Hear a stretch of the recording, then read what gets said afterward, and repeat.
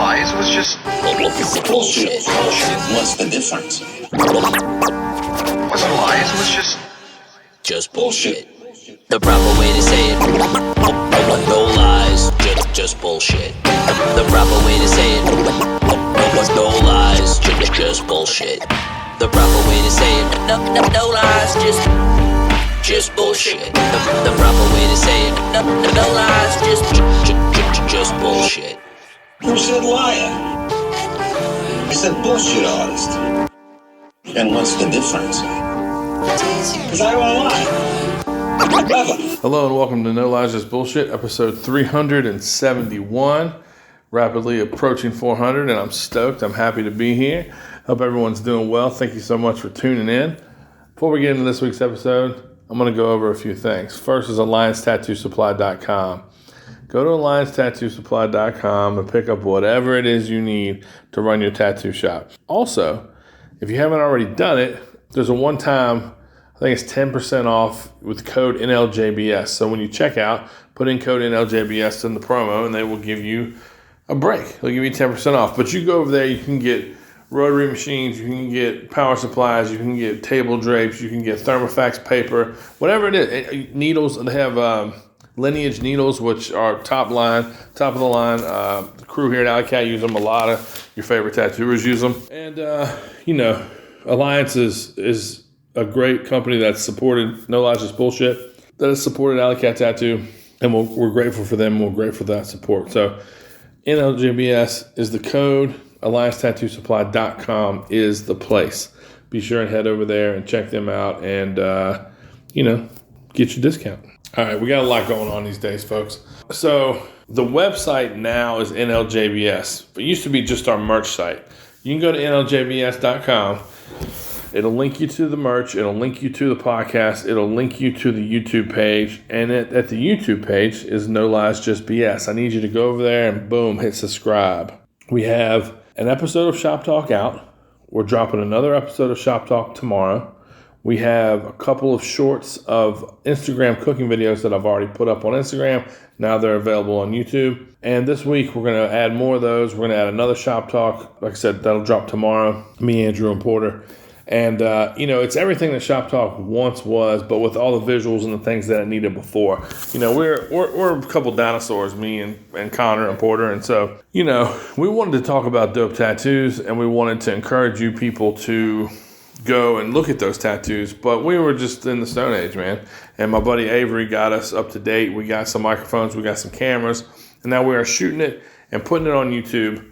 That way, when we're talking about the tattoos that we're excited about, you're able to click on them and go ahead and, check them out as we're checking them out and see what we're talking about. I even had a fella hit me up last week. He was watching the first episode, and he said that he watched it with his crew at the shop. They would pause it and talk about the tattoo as if they were in the room with us talking about the tattoo. So that is sort of the aim. We want everyone to, it's not, and by the way, if you're not familiar with Shop Talk, because we haven't done them in a while, it's not, I'm not critiquing anything. We're not critiquing tattoos. We're just talking about what we love about them, talking about what makes them dope. And so we want to send you over there, let you check out those tattoos, see what we're seeing, understand what we're saying, and hopefully support those tattooers. That's the goal. The whole goal is to support good tattooing. I've said this a couple of times, and I don't want to harp on it too much, but there's too much bullshit out there. There's too much people talking shit about tattoos, talking shit about tattooing, rather. There's a lot of negative press coming, and, we need to know what's going on, but at the same time, I don't think we should be talking about the ins and outs of the business publicly, and so I'm sick of just people dragging the business. I don't want to hear that bullshit. I see it in my Explore feed. I see, shit popping up all the time, and I'm over it. So what I'm recommending you do is make sure your shop is dope. Make sure that you're doing the best that you can. If it's not dope, bounce or fucking improve. And, show your homie that you're working with the illest tattoo you've seen all day, whether it be in the shop or something you see on Instagram. And this is just our chance to find the thing on Instagram, throw it together, and let you guys, get hyped with us. That's what it's all about. Anyway, so that's that. Also going to have, like I said, I got some cooking shorts out. I'm going to do some storytelling videos, stuff that, maybe I've touched on before, but maybe a little more in depth, or, just stuff to sort of fill up the page, give you guys some content. I've been pushed and encouraged for many years to get on the streaming situation and start showing my face and telling stories and stuff like that. So this is just our way of hopping on in there. And that's about all it. I just please ask that you support. If you're a fan of No Lies Just Bullshit, please go over to YouTube, hit the subscribe button, comment and like on our stuff. Please share your stuff on Instagram, tell your homies, put it on Facebook. If you're, tell the people at your shop, whatever it is. We need your support, and we're trying to do this thing. We'll do it right, and we want to have a steady stream of content coming your way. All right, enough of that. Episode 371. My man Alex Lee, he came through. We kicked it at Alley Cat at the new NLJBS studio, and man, we had a lot of fun. We talked tattoos. He talked about shop talk and what his experience was. That's not what the whole thing was about. We talked a lot about his line of work. We talked about our line of work. Alex has been a friend of mine for 20 years, man. My wife has known him for years and introduced me years ago, and we've been good friends. His wife used to work here. He's just a friend to the shop. He's helped. He's a very capable guy. He's helped us get some stuff done. He actually built all the walls at the new Alley Cat tattoo facility, and I can't say enough great things about him. He knows what's up with bourbon. He's a good dad. He's a good man. We had a great conversation. So here it is. My friend and I, Mr. Alex Lee, No Lies Just Bullshit, episode 371. Well, I can feel it changing every moment, every hour.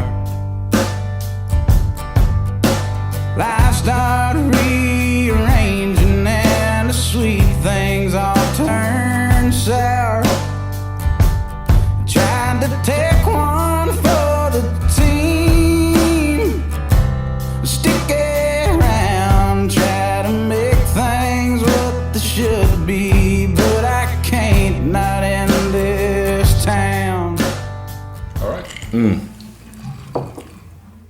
Oh, that's good. Oh, yeah, that's nice. What's the proof? I've been trying to... 100, isn't that the...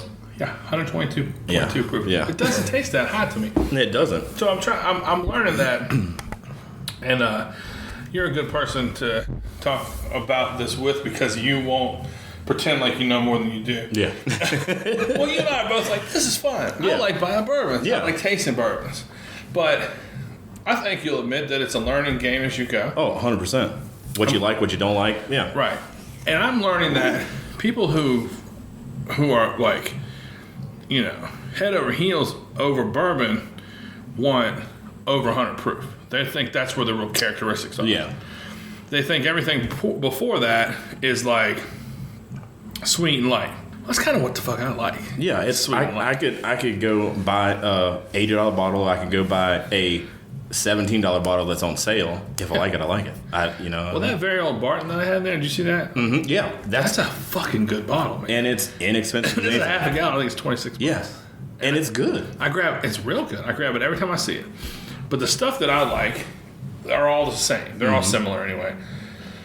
Blanton's, Trace, Eagle Rare, Woodford, Basil Hayden. They all just are vanilla notes, Yeah. a little bit sweet on the end. Nothing crazy. Yeah. And this is leaning toward oak. And it's very palatable. For folks listening, we just opened a bottle of Elijah Craig's single barrel. It's the private barrel, the one that everyone's been raving about. Like I said to Alex, this is a bottle that's $70 in the store, but on the secondary market, it's really fucking high because they're saying this is the best batch ever or whatever. It's great. It's really great, but It's really great. I'm but not- I wouldn't pay $250. no, Fucking way. no. I was talking to a guy the other day who's like, he said he's a bourbon guy, but he's talking about all his unopened bottles. I'm like, oh, you're a bourbon collector. That's like a guy who collects baseball cards but doesn't love the game. Yeah, All these were put in the bottle for one reason. exactly. To be opened and enjoyed. That's what. Yeah, I don't understand when people, have this huge collection of bourbon, and they don't touch it. They're like, oh no, this is what we drink. This is what we keep. Why are you holding on to it for? You seen that old, I don't know if it was from an album cover or if I just saw it on a bandana, but it was like a Joker type character and said he who dies with the most toys wins. Mm-hmm. It's that kind of idea. It's like, oh, well, I have this shit and you don't. Yeah. But that don't impress me. Oh, well, it's a lot of people take the whole bourbon thing as just like this huge game. Yeah. That look what I got. I just like the taste of it. I like going home after work and just, getting all those tastes, that cinnamon, getting that spice hitting your lips, hitting the back of your throat.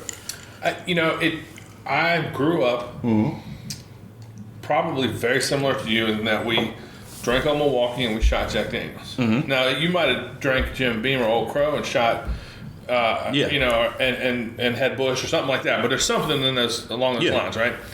When someone, I've told this on here before, but when someone had me taste some Larceny, explained to me that if you breathe through your nose, you will taste vanilla and cherry.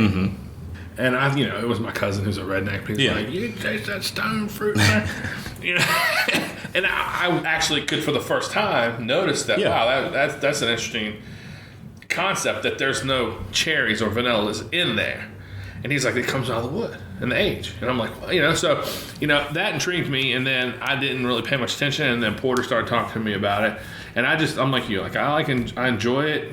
If I'm gonna get fucked up, I don't touch a bottle like this. Yeah, exactly. I go a different route. But if I'm gonna get, like you said, get off of work and just have a little bit of somebody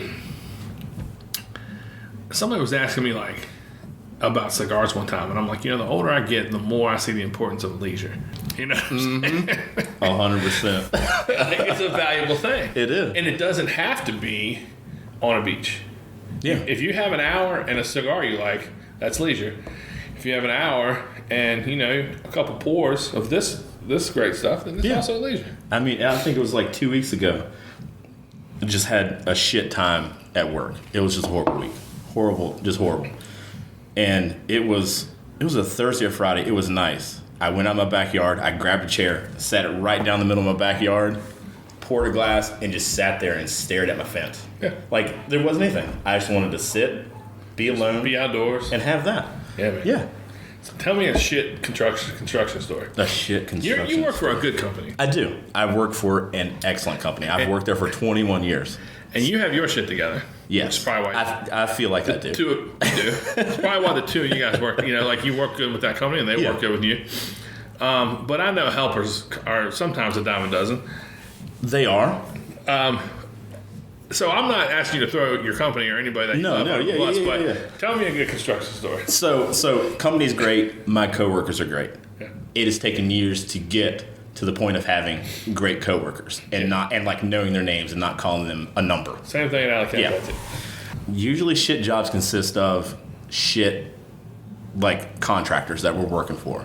Yeah. The one in particular that I was talking about is that we had this guy and they're a remodel company. So they don't build things from the ground up. Right.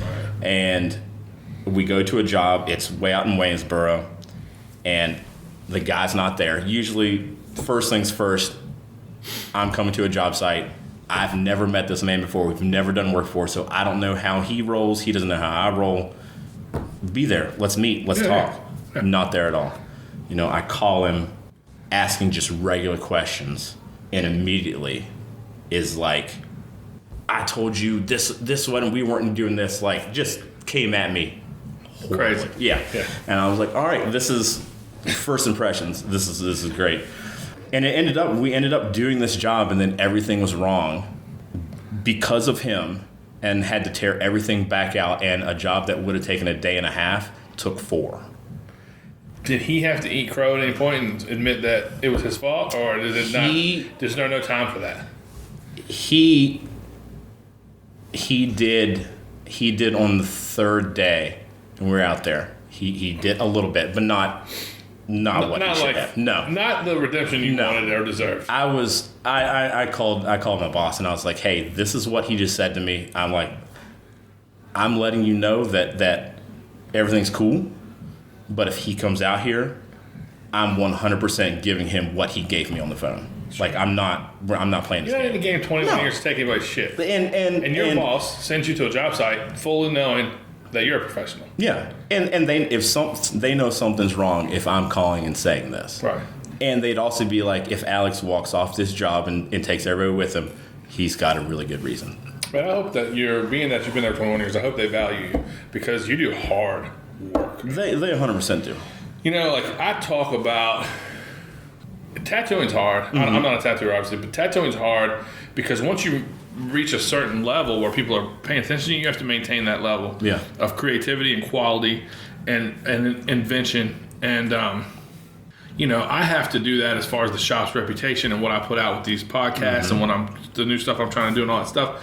And it's on my mind. It can be taxing sometimes where you're just like, you're exhausted from just being overdoing stuff. Just doing too much shit. Yeah. But what you're doing is the thinking for your whole crew plus carrying bricks. And carrying bricks is not fucking easy. No. Like, I always try to acknowledge the difference between what a man does for a living and what I'm lucky enough to do for a living. And I'm not saying I'm a punk, because I'm a man. No, yeah. But people who work outdoors in a physical, that's how my dad did. And I was like, when he started taking me and my brother to job sites he was a rock, he laid rock. He was a carpenter, but he was also, he a rock mason. And he would just let us mix mud and mix mud only and move rocks. And at 17, I'm like, hey, I want to know how to plumb this line, and I want to know. He's like, that fucking way. No. And I was like, why? He's like, I don't want you to make money like this. This is terrible. Exactly. He's like, when he was in his 40s, he was like, I feel like I'm 60 years old. Yeah. It's like, this is not what I want you to do. I want you to use your head to make money. And that always stuck out with me because he was a bad motherfucker. And I thought, oh, well, this is easy for him. But no, there's a reason he drank 25 of them. Yeah, I mean, the older I get, it's like, my boss, the guy that started the company, Bob, he just in the past, we'll say 2 to 3 years, like, stopped coming out on the job site to work. Right. And, it definitely put a toll on him. It's like, it's one of those jobs where you got to keep going, because when you stop, that's when everything seizes up. Yeah. It's so crazy. That's when it happens, and I'm like, do I want to do this stuff for the rest of my life? I mean, no, not really. Well, I mean, hopefully, because they take care of you, maybe one day you'll be in a position to visit job sites too. Instead of I do get in those positions. And my job's not hard all the time, and it's it's one of those things where we're a team. We help each other. Right. I'm no better than anybody else out there, and vice versa. You know what I mean? I can go mix a bag just like anybody else can on the job site. Sure. I can do all that. It's important also. Well, I don't want to speak for you. Is it important also if someone's dragging ass for you to, at your age and your number of years in the game, to double time right in front of them to show them how it can be done? Yeah. Because that's my old man would do something. If we were doing something and we seemed like we were dragging ass, he'd come over there, not even say anything, bump me out of the fucking way, and set up 8 fucking logs, bust them all into 4 fucking pieces in fucking less than 5 minutes, and go, stop your ass dragging and get this fucking wood busted. You know what I mean? And he was 50. That's the guy that taught me. That's how he was. I mean, at 60 some years old, he would do that. Yeah. He would run circles around kids that are 40 years younger than him. Sometimes you got to show them, don't you? It's I'm not the type of person, like, I don't want to yell at these people or do whatever. And it doesn't happen that sometimes we get new guys and they don't last, and they'll him and haul around and everything, and you just outwork them and run around them, and then they get the hint. And if they don't last. Yeah, and I mean, that's something that at any job that happens. Yeah. But on a job that, especially if you're a lower man on the totem pole, being physical is what you have to do. Yeah. There's no way around it on a fucking construction site. Yeah. Can you tell me about that house that you were working on that was like historic, and you would go around on your Facebook or Instagram or whatever and show like the grounds and show parts of the building? Oh, yeah. Like in the past couple of years, here in Harrisonburg. Oh no! I took a video of it on Instagram. Yeah. Oh yeah, that was a house in Spring Hill, which is in Augusta County, like outside of Mount Solon before you get to Verona. I love old houses. I do too. Like, I'll Sunday drive and just go look at old houses. We call it house shooting. Yeah. But that house, I want to say the original structure, like part of the house was built in, we'll say like 1840, and then had, I feel like, one addition onto it. But I ended up, checking out this house, doing all these things, because the addition that we put on it mimicked the rest of the house. Right. How we laid the brick out. Every 6 course was a back course where you see the half brick all the way around. Very time consuming, but you enjoy that challenge? I love it. Yeah. I love working on historical houses and like just being a part of that. And like, I'll nerd out. and like I found like maps of that area, and I was like, ooh, here's this house. It was the Gamble house, and You find the original property lines and stuff. and then the roads and how in the Sylvan property it was the old spots where the bridge went over the river and all this jazz. Anything in the Shenandoah Valley that's pre-Civil War, you know, it's interesting how it survives and if it was used, especially if it's a large place. Yeah. You know what I mean? There's this guy who hit me up one time who had seen pictures of my house, and then he talked to someone that knew me. He was friends with somebody and found out that person knew me. Yeah. So he messaged me on Facebook and he was like, hey man, my aunt and uncle owned that house, and the guy who built that house was right there during battles of the Civil War, and he was dragging boys off the front lines and bringing them in. He was a doctor, the guy who built the house, and he was working on them and then putting them right back out.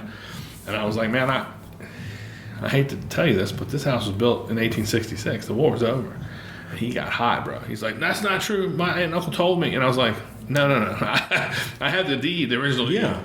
It was after Lincoln was shot, after the Civil War. Now, a lot of times what they did back in the day was they built houses on top of existing foundations and stuff like that and everything. But no, I mean, there's so many historical houses around, but there's also so many that like you don't see or that dilapidated nobody's lived in for 60 years, and it's just terrible. It's terrible. You've been in my house at all. Yeah. Yeah, the parlor, was painted in 1890. And I was so proud of that place. I love it so much. But there's a lady in Luray who, your wife's from Luray, right? Woodstock, Morrietown, around. There's an old woman in Luray who owns the sketchbook of the man who painted that room. And it has the notes for that room in it. Wow. And she won't even let me look at it. She won't let. I was like, is there a way I can take a picture of that or photocopy that? And she said, absolutely not. And I was doesn't like, make any sense. I'll buy the whole book from you. What's your price? Yeah. And she's just like, not entertaining that either. See, and that's that ends up being, in 50 years, 100 years from now, like lost history. Right, because who knows what kind of family she has. Yeah. And if they'll give a fuck. Yeah. They might look at an old book and be like, this is of no value. And chuck it to the side. Exactly. And then it ends up in a fucking landfill, exactly. Right? Where it could be appreciated. Yeah. You know what I mean? Like the building that the guy owned who painted that room, it was in Newmarket, and it's still there, and they have the history of him there. Yeah. And he got on a horse and buggy and went over the mountain and came to that house, to my house, and lived in that room. Built scaffolding in that room, laid on his back to paint the ceiling. You know what I mean? That's so fucking cool, man. It is. That's so neat. That's so neat. But so many people throw those kind of things away and just don't care. I mean, family Bibles and stuff. My dad and my uncles remember family Bibles when they were kids that their grandmothers had. Yeah. They got handed to some way, and that person didn't care, and they're gone. Yeah. And that person might have cared up to a point, but then their kids might be no count. Yeah. And them not give a fuck or even look at it. You know what I'm saying? Like that's really, because, usually if you go back far enough, a family Bible is something that's like, oh, well, Miss Irma Jean, if Irma Jean got her mom or grandmother's Bible, it would probably mean everything to her. Yeah. But her grandkid might not give a fuck. Yeah, they don't care. You know what I mean? Right. They might not believe in that shit at all, so who knows?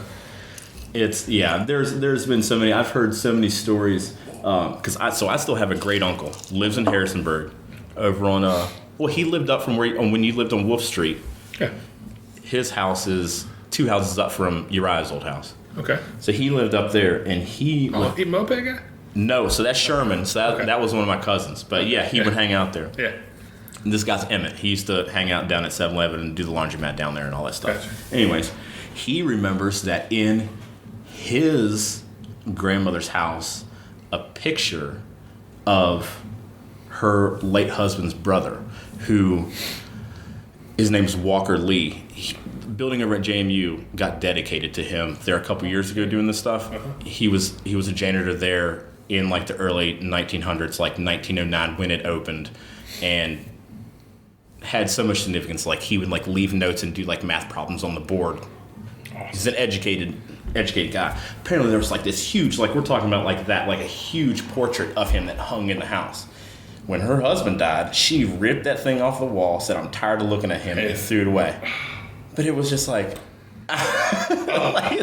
What JMU would have done to have it, Right? you know? Yeah. It's just nuts. Just you know. That sucks, man.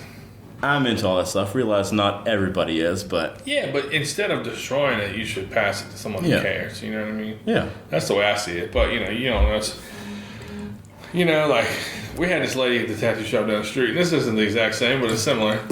She came in and she came in the shop and she had on a turtleneck and a long sleeve turtleneck and a knitted sweater vest.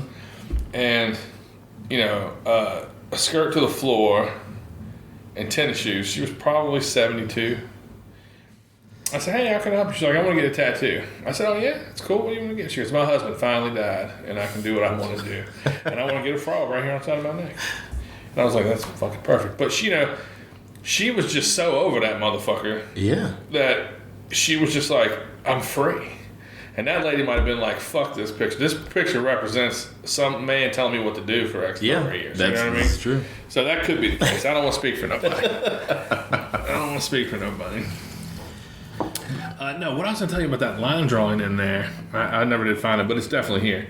There's a lot of shit in there, in these boxes that we just haven't uncovered yet. It didn't say Yankee. It said half Yankee, half Southerner by birth, bitch by the grace of God. So it had an American flag and a rebel flag. It said half Yankee, half rebel by birth, bitch by the grace of God.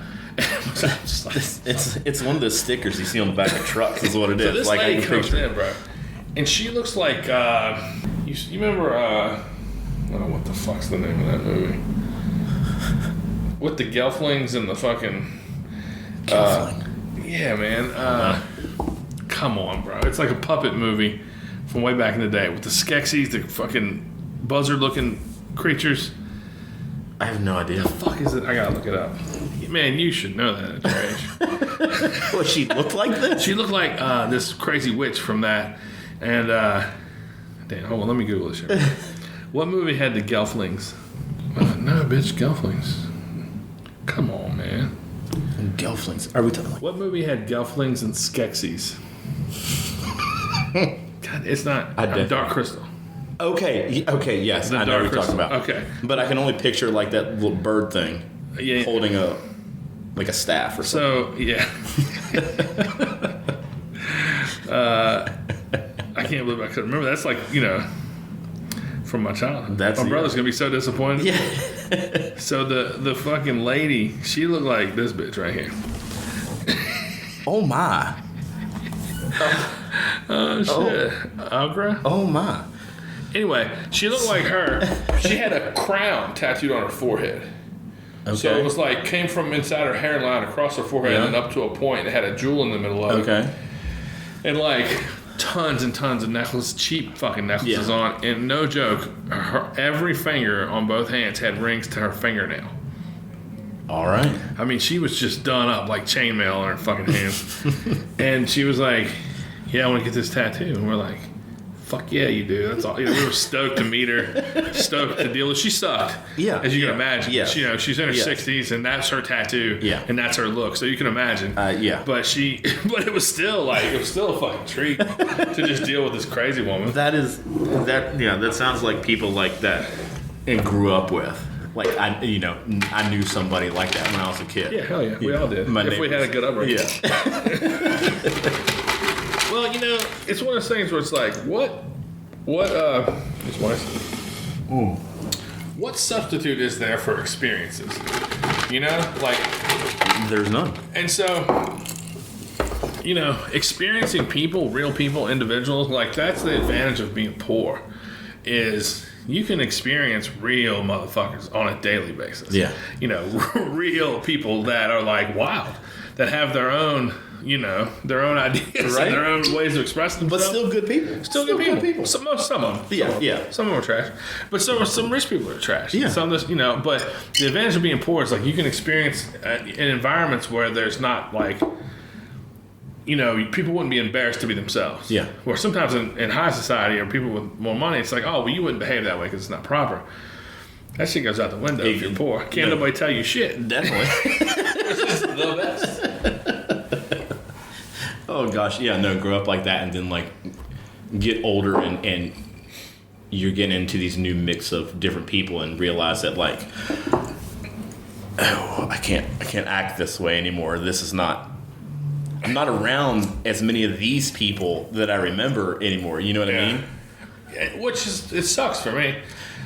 Yeah. My life has improved, and I'm more family oriented and less like, let's go see who's fucking off oriented. Yeah. You know what I mean? But those things are exciting to me still. It's They're not really bad. nice to visit those people. That's I why love I have it. And a I house can of still Clifton like Fords, bro. hang out with them and they're like, hell yes. Right. Like, you know what I mean? That's why I go to Clifton Fords. Because I can get a full adult dose of people that don't give a fuck, bro. Yeah. And it's the best. I love that shit. But it's not more important than my current life. So I do what I have to do because that's more important, and I maintain that. But and on some levels, I still don't give a fuck. Like the other day, I went to my daughter had her first play. She was an Oompa Loompa, and they did Wonka. And me and my son went on the second night, and you know, I had on khakis and I looked decent. And but then the next day we had to go back because her grandparents were going to be there, and Russ and Mary Jane, who are Bree's godparents, are going to be there, and Garland and Francis, this old couple that we love. And as we're walking in, I look down at my feet and I realize I have Crocs on with pot leaves all over. And I've never worn anything like that to the school. You know what I mean? Yeah. They look like camouflage Crocs, but if you look close, But if you look close, yeah. and I was just like looking at it, and I looked at my son. I was like, oh, fuck. Hey, let's go. You know, I said fuck it. Because on the one hand, yeah, you can't behave a certain way, but I'm a good dad, and I go in there, and I'm not, you know, at least it's not a Dr. Seuss hat with pot leaves all over. Exactly. Because you see those in that motherfucker, right? You see parents that do not give a fuck. Yeah. They're you know, they're 20 years younger than me. You know, I'm an older dad. And so they're like, you know, there's people in their late 20s who have 12-year-old daughters who are in that school, and we ain't the same. Yeah. No, I know. I mean, you think about when, you know, Cash, he's 15 now, and so when he was in elementary school, you know, we were going to school like wearing a jean jacket, some sort of band t-shirt, you know, like cut off jorts or whatever. You know, I'm comfy. I'm just going in for a parent-teacher conference or whatever. And then it's like you walk around and there's like all these parents with their polo shirts on, you know, their whatevers, and they're like kind of looking at us, and it's like I'm looking down like, oh yeah, I am 30. Maybe I shouldn't. No, this is it's good. This is what I wear. You know, Yeah, this it's is what what I do. it doesn't, you know, that's not, if that's where people find your value and your worth, then fuck them. Yeah. Now, I will say something to the people that were in the school, like wearing like ICP shirts and stuff like that. It's a different level. Like that's, It's a different Look level, over right? there. Look at this and then look at that. I could be that. I'm not. Yeah, this is So denim. we're That is clown paint. Yeah, bro. I don't worry about it too much. You know, there was a teacher who asked my daughter if she gets a discount here because she's Remedy's teacher. And Alec, if she gets, Really? She basically said to my 11-year-old, "Are you going to give me a deal on a tattoo?" asking an 11-year-old. Yeah. Wow. And Remedy's like, I doubt it. Good job, Remedy. She knows what's up. She bro. knows what's She up. ain't fucking hearing that bullshit. Good lands. That's wild. That's wild. So, what you been drinking? This is fucking good. It is delicious. I could drink this bottle with you, and I'm about to It's stop it. yeah. I know. I'm like I have to drive home, and so I'm not like You're not going as kinda fast as I am. sipping on no. But I mean, my go-tos that like I always keep are Very Old Barton. Like that's Henry McKenna. You can also feel good about taking that big ass bottle of Very Old Barton to a party, Yeah. sharing with everybody, Yeah. and it costs you fucking 75 cents a pour. You know what I'm saying? It's right. not crazy. Right.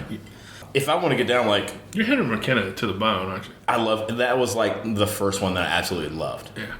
I absolutely loved. And I've also Henry McKenna makes another like they had a bottle that I found in a liquor store one time. It was like $17 on sale. Yeah. And it was whatever. It was nothing, but it was like one of those if you want to sit here and drink a bottle, drink the $17 bottle. Sure. You know, not a $100 80 bottle, you know, Right. dollar bottle, something like that.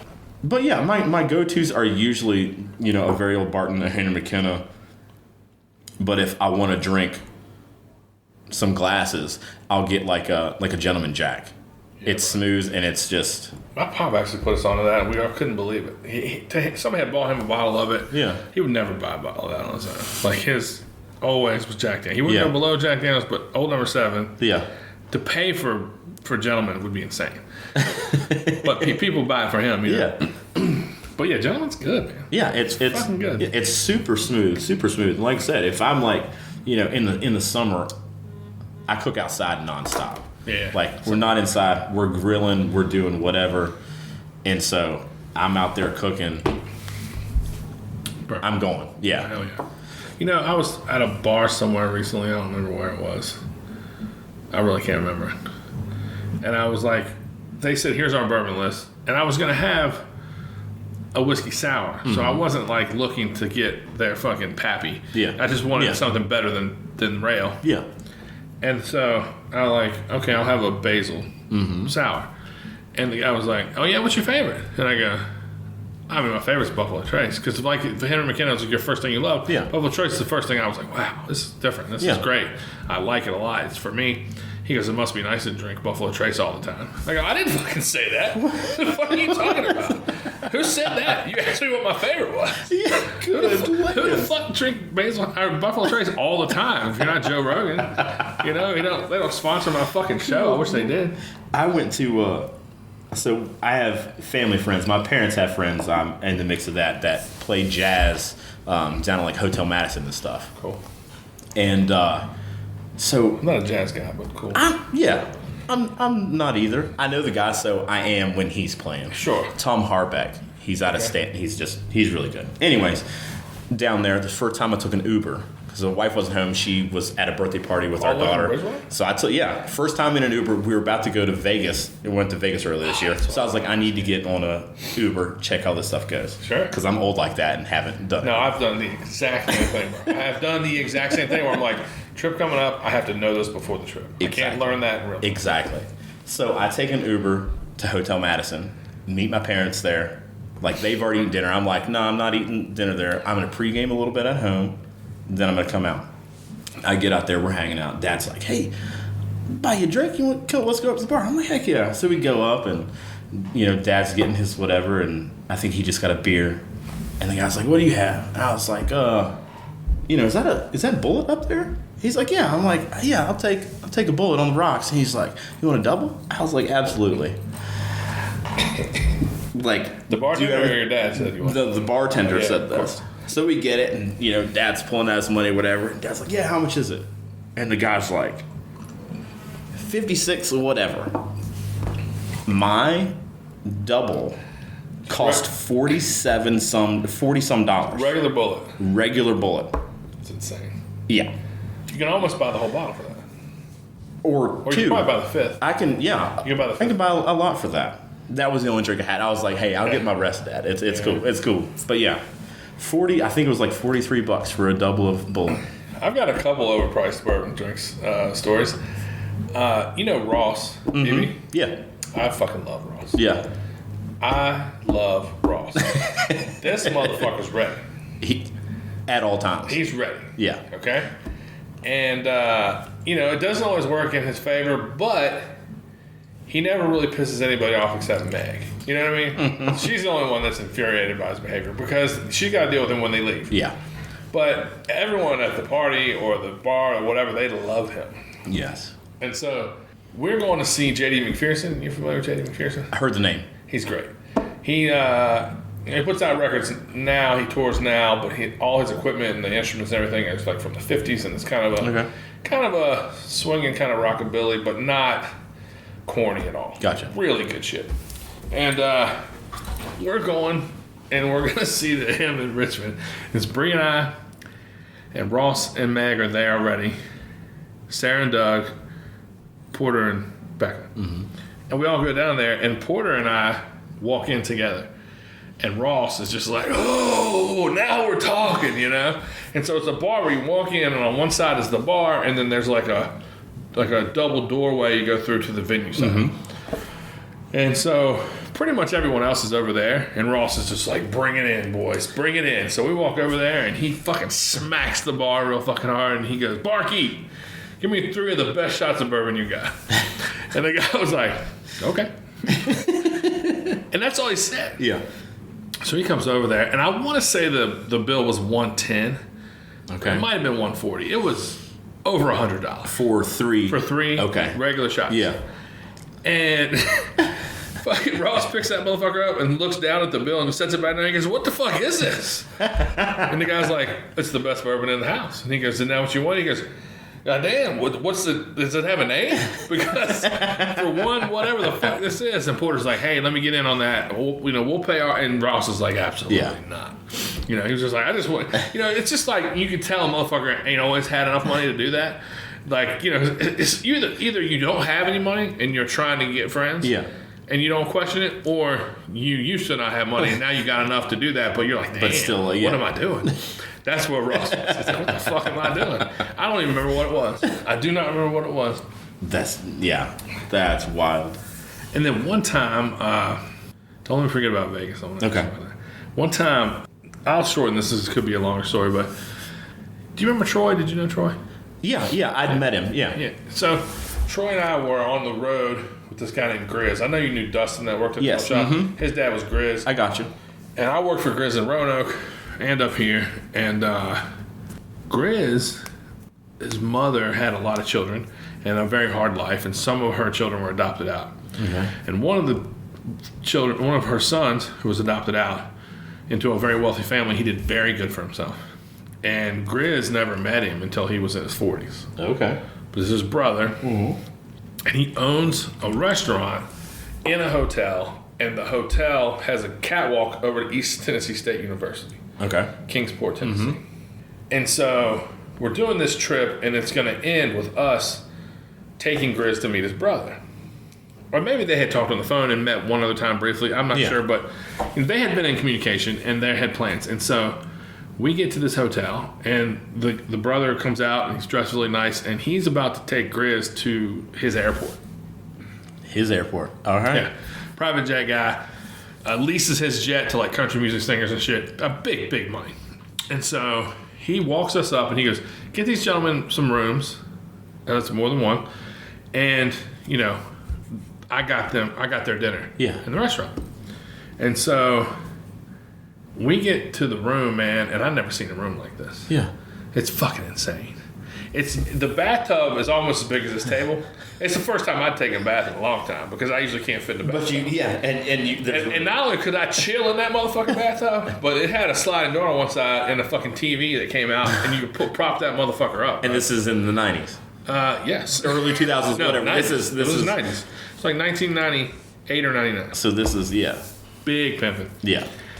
And I'm looking, and there's like a king-size sleigh bed. The furniture in this room and the woodwork is nicer than anything I'd ever been around. Yeah. It can smell rich mahogany, leather-bound books, shit. You know what I mean? And so I go over to the phone, and I call the room next to me, Troy, and I go, "Do we have to pay for this room?" And he goes, "I don't know." And I go, "Well, I suggest you find out because I don't know what it costs, but I don't got it." And he goes, "Man, we can't look like we ain't got it. Grizz has some bread. His brother's got a ton of bread. We can't." I was like, "Maybe you can't, but I saw Motel 6 on the way here. Right. I don't know what this costs, and I want to get involved, but whatever it costs, let's find out what it costs." He goes, "I'm coming over there." So he comes over to my room. He picks up the phone, calls the lobby, and asks how much the room is. It's $495 for that night. He hangs the phone up, and he goes, "It's $495."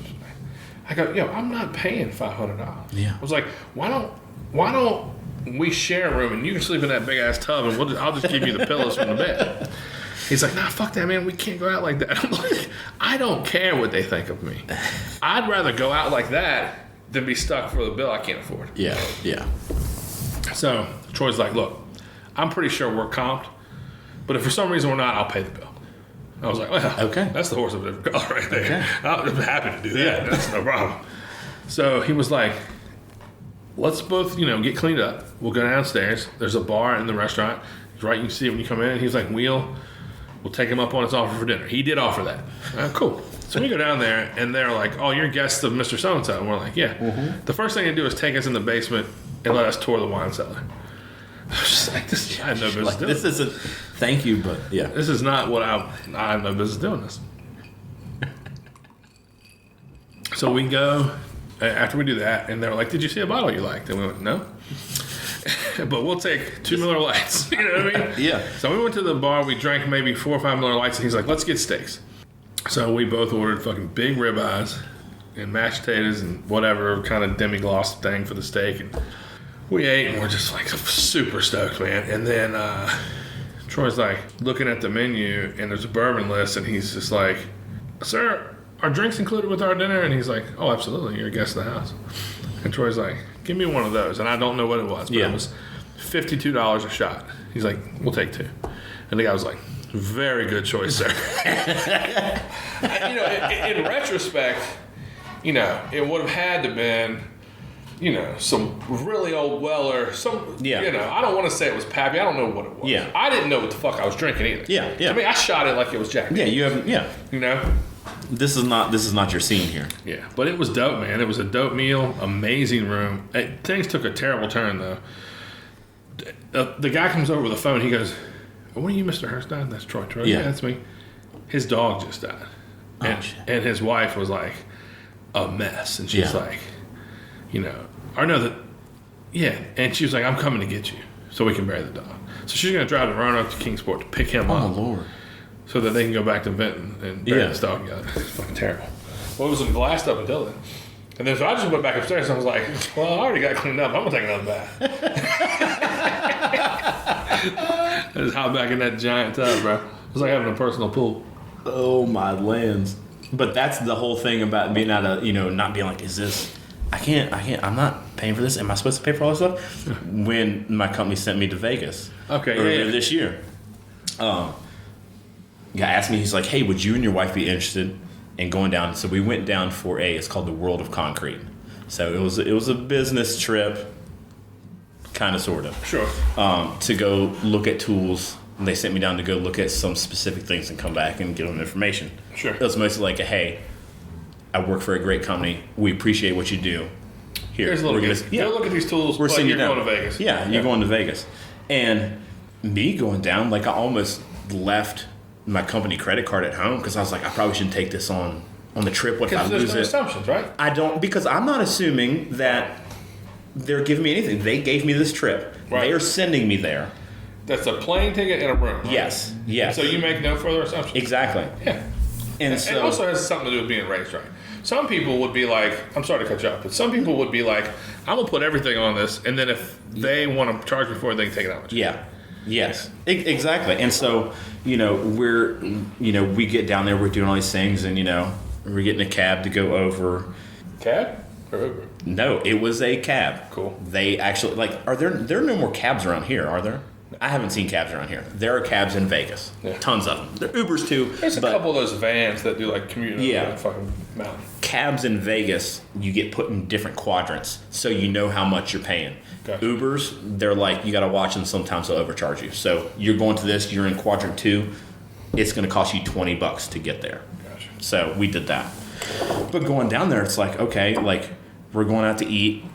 I'm like, oh, because everything on the strip is fucking expensive. Yeah. And I'm like, we're here for 5 days.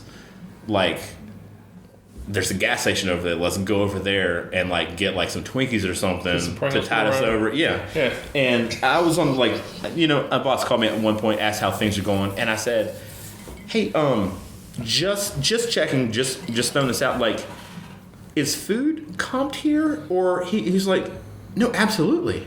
He goes, it's a business expense. It's a business trip. Yeah. So use the card for all the food. Yes, that's what you're using there. If you need to go somewhere, that's what it's used for. You know. I was like, okay. I'm like, I appreciate it. Thank you, you know, so much. Because I was, you know, gonna be like, well, we're gonna make this work. We might not get 3 meals a day, but we're gonna be okay. You know. Sure. But yeah. You know, went to this concrete thing. It was actually really awesome. My wife was gonna be like, we're going to a concrete expo. Like, we're just going to look at cinder blocks and concrete and... Basically what any person who's not in your business would say. Absolutely. It's not even something a woman would say. It's something that any person who doesn't deal with fucking mud for a living would say. It's like, okay. They're, you know, maybe I'll find something to do. We went over. It ended up being fucking awesome. I'm sure it was a trade show. They probably had all kinds of deals. There was so much stuff there. It was so big. It was at the Las Vegas Convention Center, which is like a Walmart distribution center. That's what their convention center is. Yeah. It is massive. It consumed the whole place. It was like concrete. It was. There was. You could look at and it wasn't just concrete. There were tons of tools there. Everything that comes along with that. Yeah. It was. There were lasers doing all this stuff. You get a bunch of free stuff they give you. As you're going through. I know you're kind of skipping over the real juice here. I want to hear about that motherfucking flight. I want to hear about your country ass wife. All right. We'll talk about. So this is the first time. Going down, this is the first time that we've been away from the kids for more than like one night. Okay. So they've never. I can act like I'm cool with it. I'm gonna miss them. You know what I mean? Sure. I'm gonna feel more like I don't want them missing me so much. I want them to have fun. Our daughter got to spend the night or stay the week with a woman that's actually a teacher at her elementary school that has a daughter that's their best friends. Oh, that's great. And our. Plus, in that environment, she's safe. She's fine. Yeah, absolutely. And they're great people. Her husband's her soccer coach, so she's gonna have fun. And they have 3 kids themselves. She was cool. Right. Son stayed with one of his friends. These cool, like hippie kind of people. Also, casual environment. Safe, trustworthy. Everything is gonna be fine. Yeah. I haven't flown on a plane for 20 years. Wife has never flown on a plane. This is what I want to hear about. This is what I'm talking about. Bro. So I'm inside. I'm freaking out like the day before. Now, are you scared? You just don't like it. You don't remember. What are your feelings? Like, when you say freaking out? Why? As I've gotten older, I do not like heights. Oh, bro. I don't like heights. I don't like riding over Afton Mountain. I get upset. I'm serious. I'm like when I was thinking of getting on the plane, I'm like it's gonna crash and I'm gonna die. That was just my thought. You were thinking that as you got on? And leading up to it. So I don't understand how planes work. That's an it's internal weird. panic that is hard to shut off. Yes. And so, but I was like, I have to, because my wife has never been on, so I have to be cool with this. You have to behave as if it's okay so that she's not afraid. Exactly. Yeah. And so we get on, and she's like... So country, bro. I love it. She's like, all right, I'm doing this. Like, her mother's never been on a plane. She's 63 years old and will never be on a plane. Yeah. And so we get on, and I'm like, yeah, everything's good. Her mother says shit like, if we was meant to fly, the Lord would give us... Yes. Yeah, bro. So we get on the plane, and like, as I remember, when I was younger, it's like, you get on a plane, it goes to like get straight on the runway and everything, and you hear the engines come up, and then you start going. Right. Nah, not this one. Where'd you fly out? Richmond. Okay. They like taxi around. We get around to like where we're gonna take off, and he just fucking goes. Like we're like in half of a turn, and he's flooring it, and I'm like, are you like pointing straight up kind of thing? Yeah. I'm freaking. My wife is laughing and going, "Oh my god, this is amazing." Well, I'm like, "Will you please? I need a pill. Give me give me some of your medicine." Like she has beta blockers, and I'm like chewing that thing. Like mouth is numb. I'm like, I need it all right now. We get up. Everything's. She's at the window. She's loving it. She thinks this is great, and I'm like, I'm so glad. Better than you be freaking out than her. Yeah, I'm like, I'm so glad you love this. I do not want to look out the window. I just want to think of myself not dying in the next 20 minutes. Everything goes good. We get pretty long flight. Huh? It was 4.5 hours. Yeah. I think over. That's a long time to be scared. Yeah.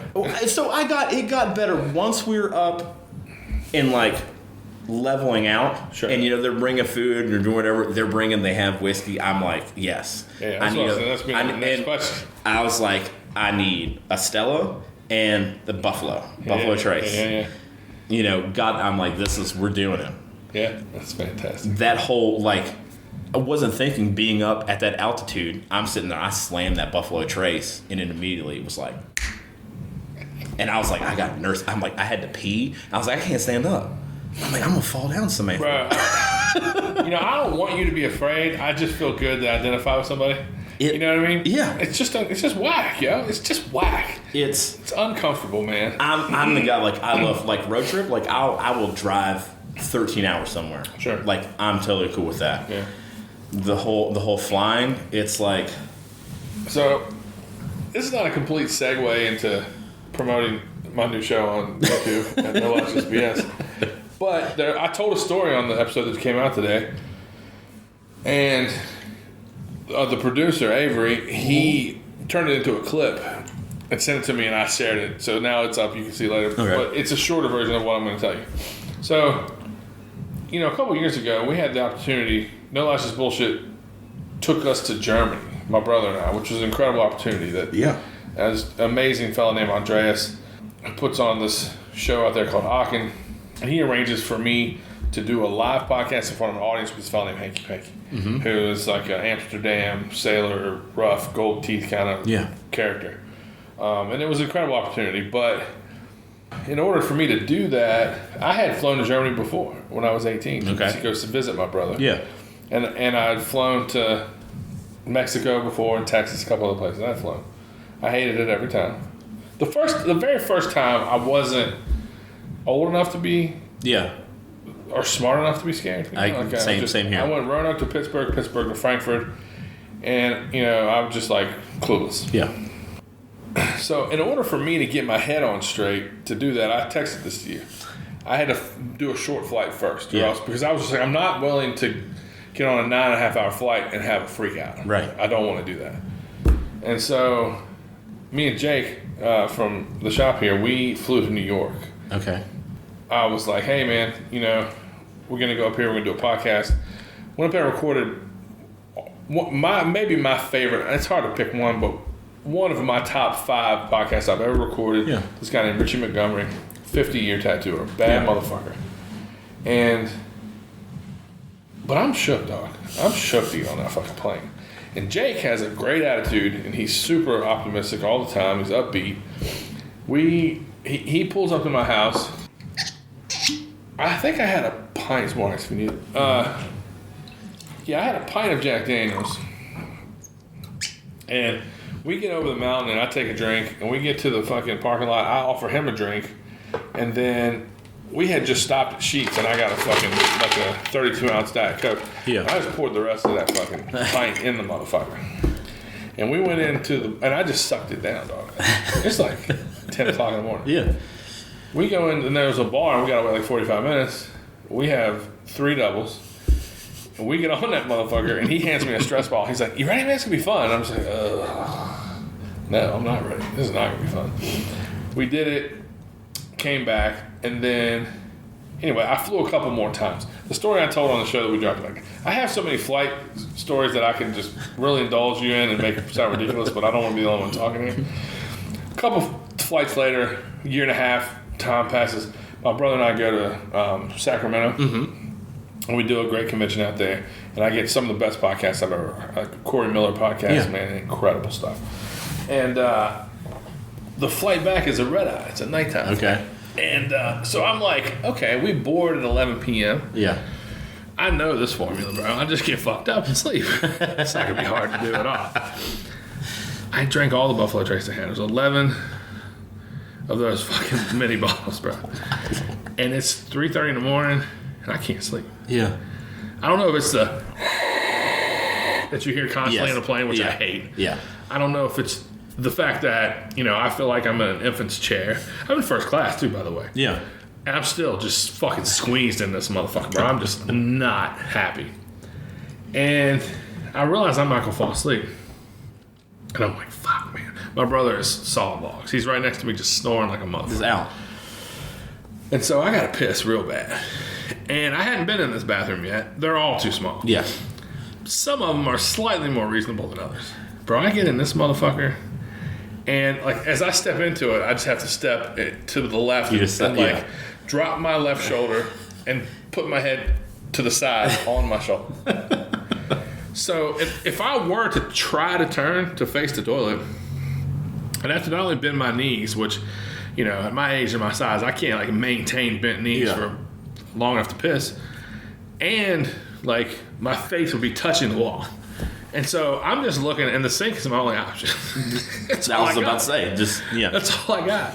So I just whip it out. I piss in the sink, bro, and I'm being careful because you know how small the sink is. Yeah. It's not much bigger than that fucking glass. So I'm being careful to not overfill this motherfucker. And by the way, I've been drinking,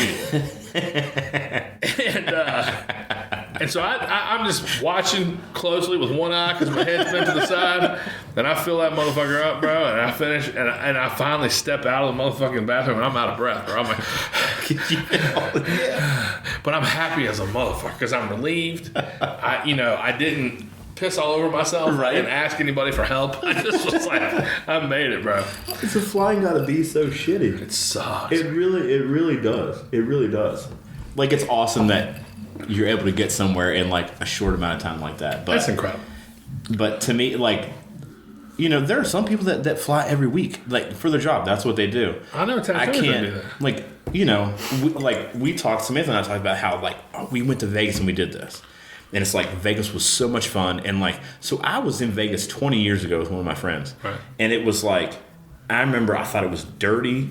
It was like sketchy and That's just funny. like. Just knowing you 20 years ago, it's funny to hear that. It was just like, I lost $100 enchanted by like this prostitute that needed change. Like, I didn't know what I was doing.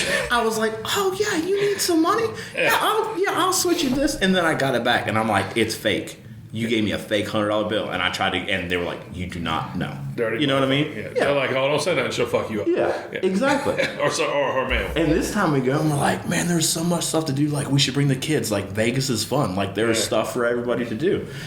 And like, we were all like in the game of like, we can fly wherever now. Like, kids want to see LA, we'll go to LA. We'll do this and do that. And now I'm like, that was, almost 3 months ago. It's like, man, I don't know if I want to get back on a plane.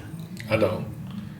I don't like when I got on the plane to go to New York and then Germany, I was telling my family that I was doing it for them. Yeah. I was telling them, I'm afraid of this, but I'm going to step through that fear. Yeah. So that you will do the same when you're faced with adversity. When you're afraid to do something, I want you to in spite of being afraid, I want you to do it anyway. Yeah.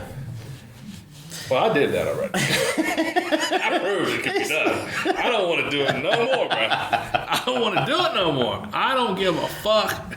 And what's going on in the past 3 months with all these planes, bro? And hey, you know what I mean? Yeah. I don't even want to get into anything political. I don't know if that's even a political issue, but it feels like it is. Yeah. I don't know. Some people don't know what they're doing because the people that did know, they're gone. Shit's wild. They're gone. But that's why we got trains. Amtrak. Trains are dope. Great. It's a time thing. But it does, yes. That flight from Charlottesville to LaGuardia is 50 minutes. 50 minutes and you're in fucking Queens, New York. That's amazing. 7.5 hours on train. Yeah. So that's I know. I looked and I was like, that's. And with 2 kids, it's a motherfucker. And not, if you were 15 and you had a 11-year-old sister or a 10-year-old sister, how old is your she's 9. No. Okay. Yeah. So if you were 15 and had a 9-year-old sister and your parents were like, hey, we're going to New York, but it's going to take us 8 hours, I'd be like, great. But you tell them motherfuckers now, and I'm bored. Exactly. You know what I mean? Exactly. No offense to your kids, it's just all kids. You know what I mean? Yeah.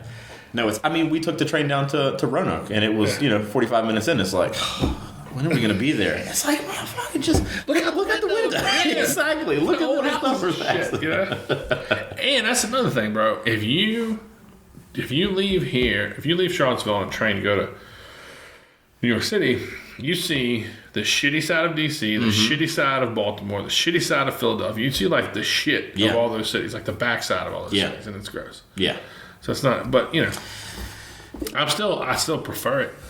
If it was just me, I don't know, man. As much as I hate it, less than an hour is a reasonable trade. It is. As long as I live. Yeah. If I die, it would be like, that wasn't worth it.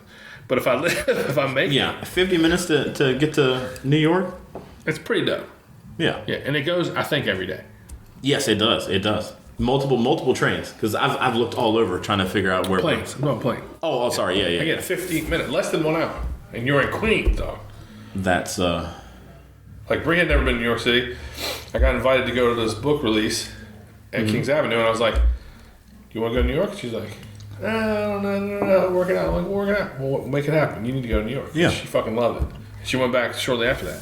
But it's literally 50 minutes. So for that, I'm like, wow, you'd be in New York City in less than an hour, it's kind of a decent trade. That's wild. But if a motherfucker's like, oh, in 5 hours you can be in Las Vegas, I'm like, I mean, yeah. It's not a good trade for me. No. And there's really, Las Vegas is a kind of one and done kind of thing. Yeah, I mean, my brother goes. My brother is a part of this World Series of board games. Okay. He's like on the board, or he has a thing where he's involved, and he's one of the judges too. Oh damn! So he flies out to Vegas every year, but he's so wrapped up in doing the tournament that he doesn't really see much of Vegas. That's okay. So that's Did y'all see that motherfucking the Sphere? Yeah. Did you go in it? No. But on the outside, it's the same thing as on the inside, right? Or who knows? But on the outside, it's also insanely. The outside, they like show stuff. It sucked because when we were leaving, so our flight kept getting delayed. We were supposed to leave at like 11 o'clock in the morning. We ended up not leaving until like 6 or something. No, thank you. And when we were flying out, I tried to take a video of the Sphere because stuff was going on, and we were right there, and I fucking didn't hit it, and I was just holding my phone looking at it. But like a fucking hick. Yeah. But the Sphere, it's fucking huge. It looks insane. It's, man. I don't think I could. I think I'd have an episode if I tried to watch something in there. Yeah, it's very immersive. I don't know. Like I saw Avatar with the glasses on. I had nosebleeds. I'm serious, dog. I'm dead serious. I was like, yo, I gotta get out of here. My wife's like, what's the matter with you? I'm like, I'm dizzy, bitch. What the fuck is wrong with you? You're not feeling nothing? She's like, no. I'm like, I'm gonna go sit in the lobby. She's like, what are you talking about? I'm like, I'm leaving. Oh my leg. I'm the fuck out of here. So I went out there and I calmed down, and then like 20 minutes, 30 minutes later, I came back in because it's like a fucking 8-hour movie. 10 minutes later, another nosebleed. I said, look, I'm done. Just text me when you're done. Good land. Yeah, so I'm afraid if I went to a place like that, bro, I'd probably have an epileptic fucking fit. Yeah, no, 100%. But no, yeah, Vegas was real neat. There's so much stuff to do there. It's like we ate really good food, and we stayed on the Strip. There was a lot of stuff to do. We wanted to go like to Old Town Vegas just to see stuff. We were, you're on a trip. Yeah. Out west. So you mean like gangster shit, like old, like the part of Vegas that was built by gangsters? Yeah. We didn't get to see all that stuff. We ended up for the whole 5 days we were there. We walked 40 some miles, and I paid for the tram to take us down the Strip to do stuff. We still walked 40 miles, like just to see stuff. Yeah. Like it was wild. And so that's like what, 6 miles a day, roughly? Yeah. Okay, it's a lot. A bunch.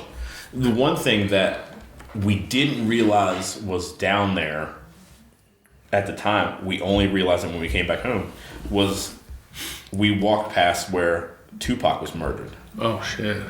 So, like, there was one point where we got off the tram, and I think we were behind, like, the Horseshoe Casino. Uh-huh.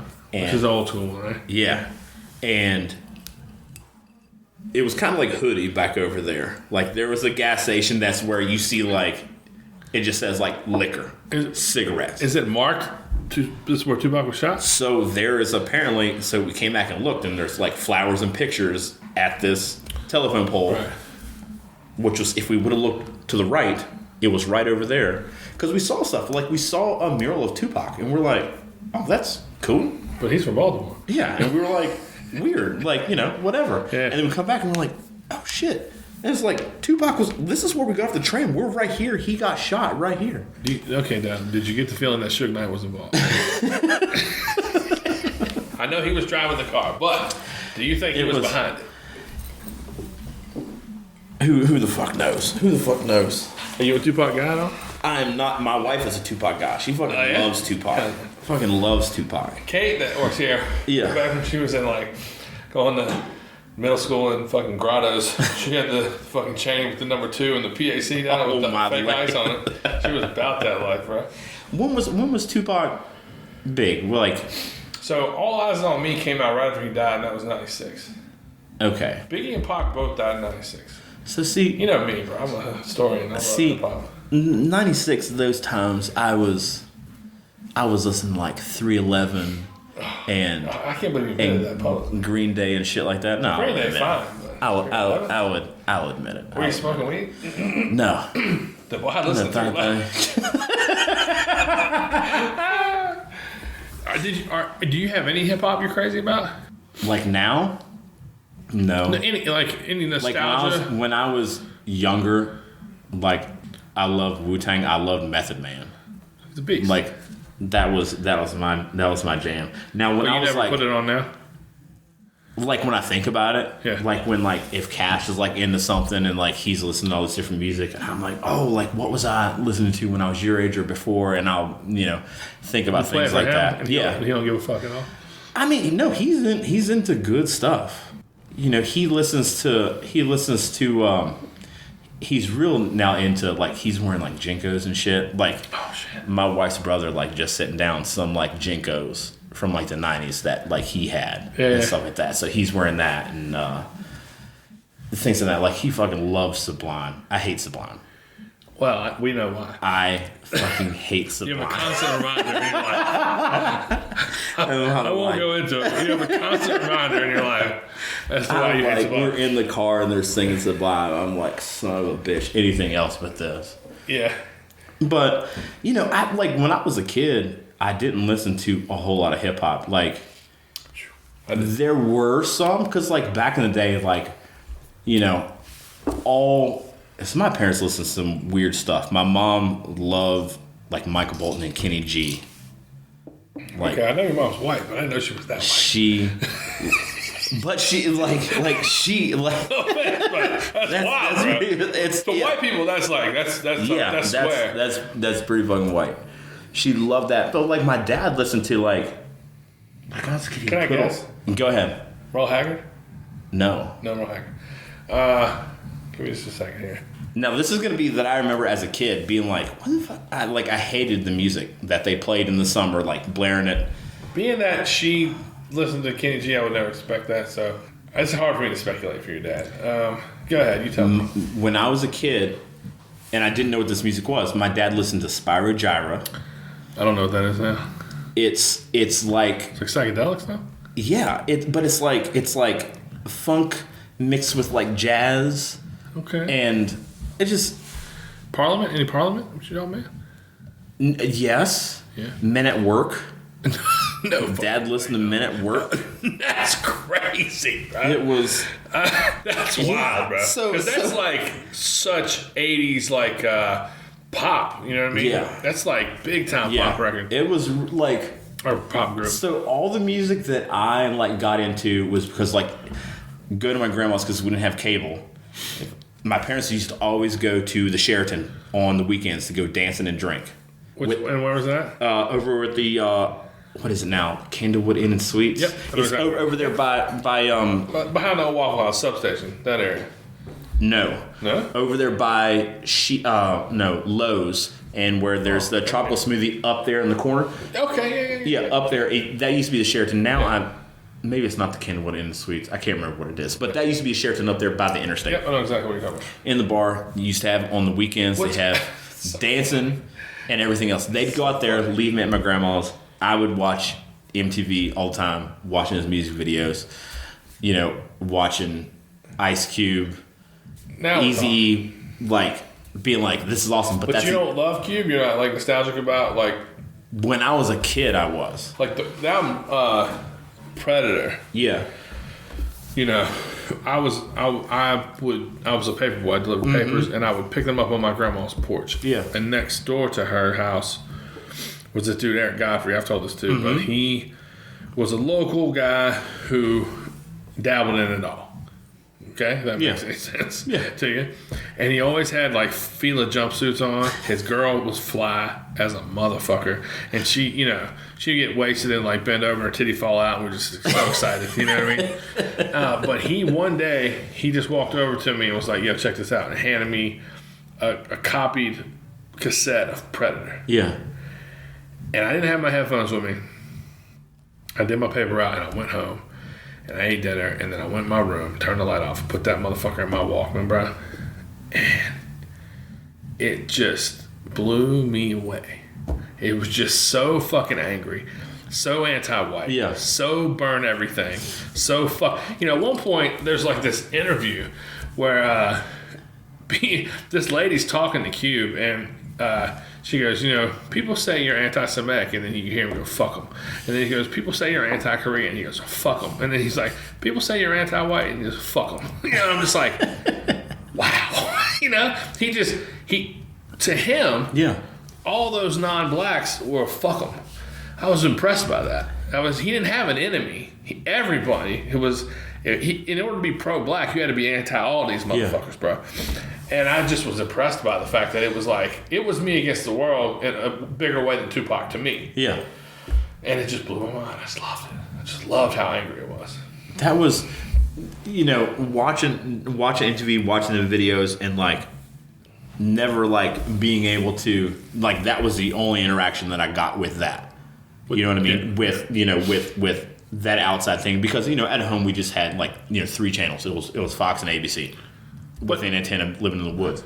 But I would go to a flea market, or our neighbors, they owned a flea market, and he brought over a CD, and he was like, I just want to see if you wanted any CDs before I put them out. And I remember they were all scratched up, but there was one, and it was it said Eazy-E, Straight Outta Compton. Yeah. And I was like, I'd heard that name, and I was like, sweet. And I had to take a highlighter and highlight over the scratches on the CD to get, because they wouldn't play for shit. Sure. But you had to play it on something nice or whatever, or beat the thing, and so it worked. And I remember listening to that, I'm like, oh, this is so awesome. And that was my prized possession, was this Straight Outta Compton CD that was all scratched up, and you could listen half the record, and that's it. Was that your only, and I wouldn't mind touched on this before. Yeah. Was that your only exposure to that portion of black culture? Or did you have cousins that acted a fool? So when we go, acted a fool. I don't mean nothing like that, but you know what I'm saying. No, yeah. Cousin, because you lived in the country, and not around a ton of black people. Yeah. But your dad is a black man. Yeah, and so he also listens to Men at Work. So we, so we would go out to Harrisonburg to see Sherman, the guy that you mentioned earlier that rode the scooter. Because when I live across the street. Yeah. So I know Sherman. Yeah. He sees me now. He hollers at me. So we would go over there, and he would be playing R&B, he would be playing hip hop, and I would be not knowing who it was, sure, but being I listen to this stuff, I hear this at my grandma's on TV, I enjoy this stuff. My music taste really came from Colin. When we were kids, my mom babysat him. I knew Colin, when I was 3, he was 2. We grew up together. That's my dog. We found stuff we would listen to the same things. Yeah. We would go and record. Yeah, we would go record, some tapes from the radio, or we recorded something, recording tapes for each other, mixtapes and things like that. So when I was young, we kind of did that. It was MTV used to make these trading cards, baseball cards. Yeah. And it'd have be a Big Daddy Kane card, and you look on the back, and it give a bio and talk about the CDs that he had or whatever, and you what it go did to the say mall. Is, this motherfucker fucked Madonna. Yeah. You ever see those pictures, bro? Yes. Madonna's just crazy. But we would go and find stuff. I remember I remember going to the mall and finding an Onyx tape, because they're when Slam came out, I love the music video Slam. I was a kid, it was great. So I was like, Mom, Plus can I get... the fucking video looked like a mosh pit. It was so good. And they had all these the all black, the black big cargo pants, black big. It was fuck yes, big this legs, is big boots, black boots. And I remember going to the mall with my mom, my grandma, and I was like, can I get a tape? And Mom's like, yeah, you can get a tape. And I picked up Onyx, and you couldn't read the name because it was all one word, but it read Back the Fuck Up. And Mom didn't know what it was, and she was like, yeah, you can get it. B-A-C-D-A-F-U-C. Yeah. Yeah, no. And then got that thing, and we got in the car, and I was like, Mom, can you play this? And the title track is Back the Fuck Up. And that's all he said. Onyx is here. Back up, move back, motherfucker. And my grandma sitting there, and Mom slam stop on it. Yeah, bro. And she's like, what? You know what I mean? Yeah, I know exactly. And so that's why I had to go home and listen to, Spyro Gyra and Men at Work, because I was going out and buying Back the Fuck Up CDs. Well, it's funny you say that, because I was so enthralled with that Ice Cube Predator album that, it was a big thing in our household to blast music when you clean. Mm-hmm. When you clean your room, when you clean the house, you blast music, And so my mom tells me to clean my room, and I'm blasting that Predator. And that fucking door swings open, and she was like, Nicholas, your sister is 4 years old and she's in the next room. I don't ever want to hear that again. And I was like, I can play fucking Appetite for Destruction, Guns N' Roses, whatever. But that Cube record, she was like, nah. Yeah. And my mom was not, nothing at all racist about my mom. She put us on to Eddie Murphy. She put us on to Richard Pryor. She put us on to John Lee Hooker. She put us on to Muddy Waters. She put us on to all that shit. But it just the violence and the language, she was just like, nah, your sister can't hear that. And she was like, I'll never want to hear that again in my house. I was like, no problem. I'll just fucking stalk the streets of Clifton Forge with a bad attitude. That's exactly what I did, dog. Exactly what I did. Oh, my land. But no, yeah. So yeah, I never got any musical influences really from my parents. Well, what's the most nostalgic thing for you that you listened to when you were like, when you were first free? I know you went to a lot of shows back in the day, a lot of punk stuff. You were around a certain scene. Yeah. At least I assume you were because of you knowing Colin and Bree. But like, what's the most nostalgic music for you that you love the most? That I just, I love metal. That's my number one. I mean, it always will be, and that's just because my formative years, like that's what we were listening to. That's where I gained like all my close friends. Like we were all there together with all the stuff. When Mac Rock was held at like JMU and stuff. Scene too, right? The early one. Yeah. Before. Yeah, that and like early 2000s, like 2003, 2004. JMU held Mac Rock there. Going to get Godman Hall and seeing these huge bands like right there. Like Colin was on the front of Decibel magazine at a Converge show. Like I remember going to like Books a Million, Barnes and Noble or whatever, and like grabbing like a bunch of those. Yeah. Because Colin was on the front of this Converge on Decibel magazine. But now like I still listen to metal and I enjoy it, but I also like fucking love Charlie Crockett. And like I fucking love Charlie Crockett. And I'll listen to, bluegrass and So that's the stuff that crept in when you were a kid that you didn't realize, probably. Yeah. And that probably had to do with, That's how bluegrass happened to me. When I heard somebody play it when I was in my 20s, I was like, oh, I already know this, and I didn't even realize it. And that's not also, and not also, like, as a kid, I remember my parents listening to this music. Yeah. I'm sure there was other, and I'm sure there was this in. And where I grew up, it was like going to somebody's house and people that's like picking country. There. Yeah. And like hearing these things and, getting down with that. And so, every year I go to Bristol and listen to this type of music, and my dad goes and he's into it and things like that. And so, there's an amalgamation of all this different music that I like. Man, I never cared about metal at all. And it's so big in the tattoo world. Yeah. It's so big. Like, when you said Converge, I don't know. Mm-hmm. No idea who that. I couldn't. You could play 4 metal songs, 3 of them could be Converge, and I wouldn't know. Yeah. You know what I mean? Yeah. Like, I've said this to the point my brother's probably sick of it when he edits this shit. There's 4 metal bands. Megadeth, Metallica, Anthrax, and Pantera. Anything after that, to me, is new metal, which I know is really like Korn or something. Yeah, there you go. But to me, it's all Korn. To me, Converge, and you can, I don't know. Also, I associate it with negativity. Like, all the people that are like, oh, those album covers got me hype. I love that shit. It looked evil. I wanted it. Not me, bro. It's scary. It's scary. I thought, that's hell. I don't want to go to hell. Some of like the nicest people ever are like going to like metal shows. No, and which you would totally think the opposite. You'd be like, oh, it's death and destruction. And Sarah taught me years ago. She was like, when I would tell her like I have a negative connotation with the sound so dark and so gloomy. Yeah. Like if there's something playing here, some crazy black metal. Yeah, I'll like go up to an unsuspecting JMU girl and I'll be like, you better hope you don't go to hell because this will be playing when you get there. You know what I mean? But Sarah was the one that taught me that there's never any violence at a metal show. Yeah. She's like, there's never everyone's stoked and no one ever fights. I just assumed that everyone was pissed off. Yeah. Because to me those sounds are so the darkness I associate with heavy. The heavy I associate with fear. The fear I associate with anger. Yeah. It's like the dark side. Bro. It's just like Star Wars, bro. No, the dark side. It makes sense. I totally understand it. But me and my brother came from the same house, and that's his shit. Yeah. That is his shit.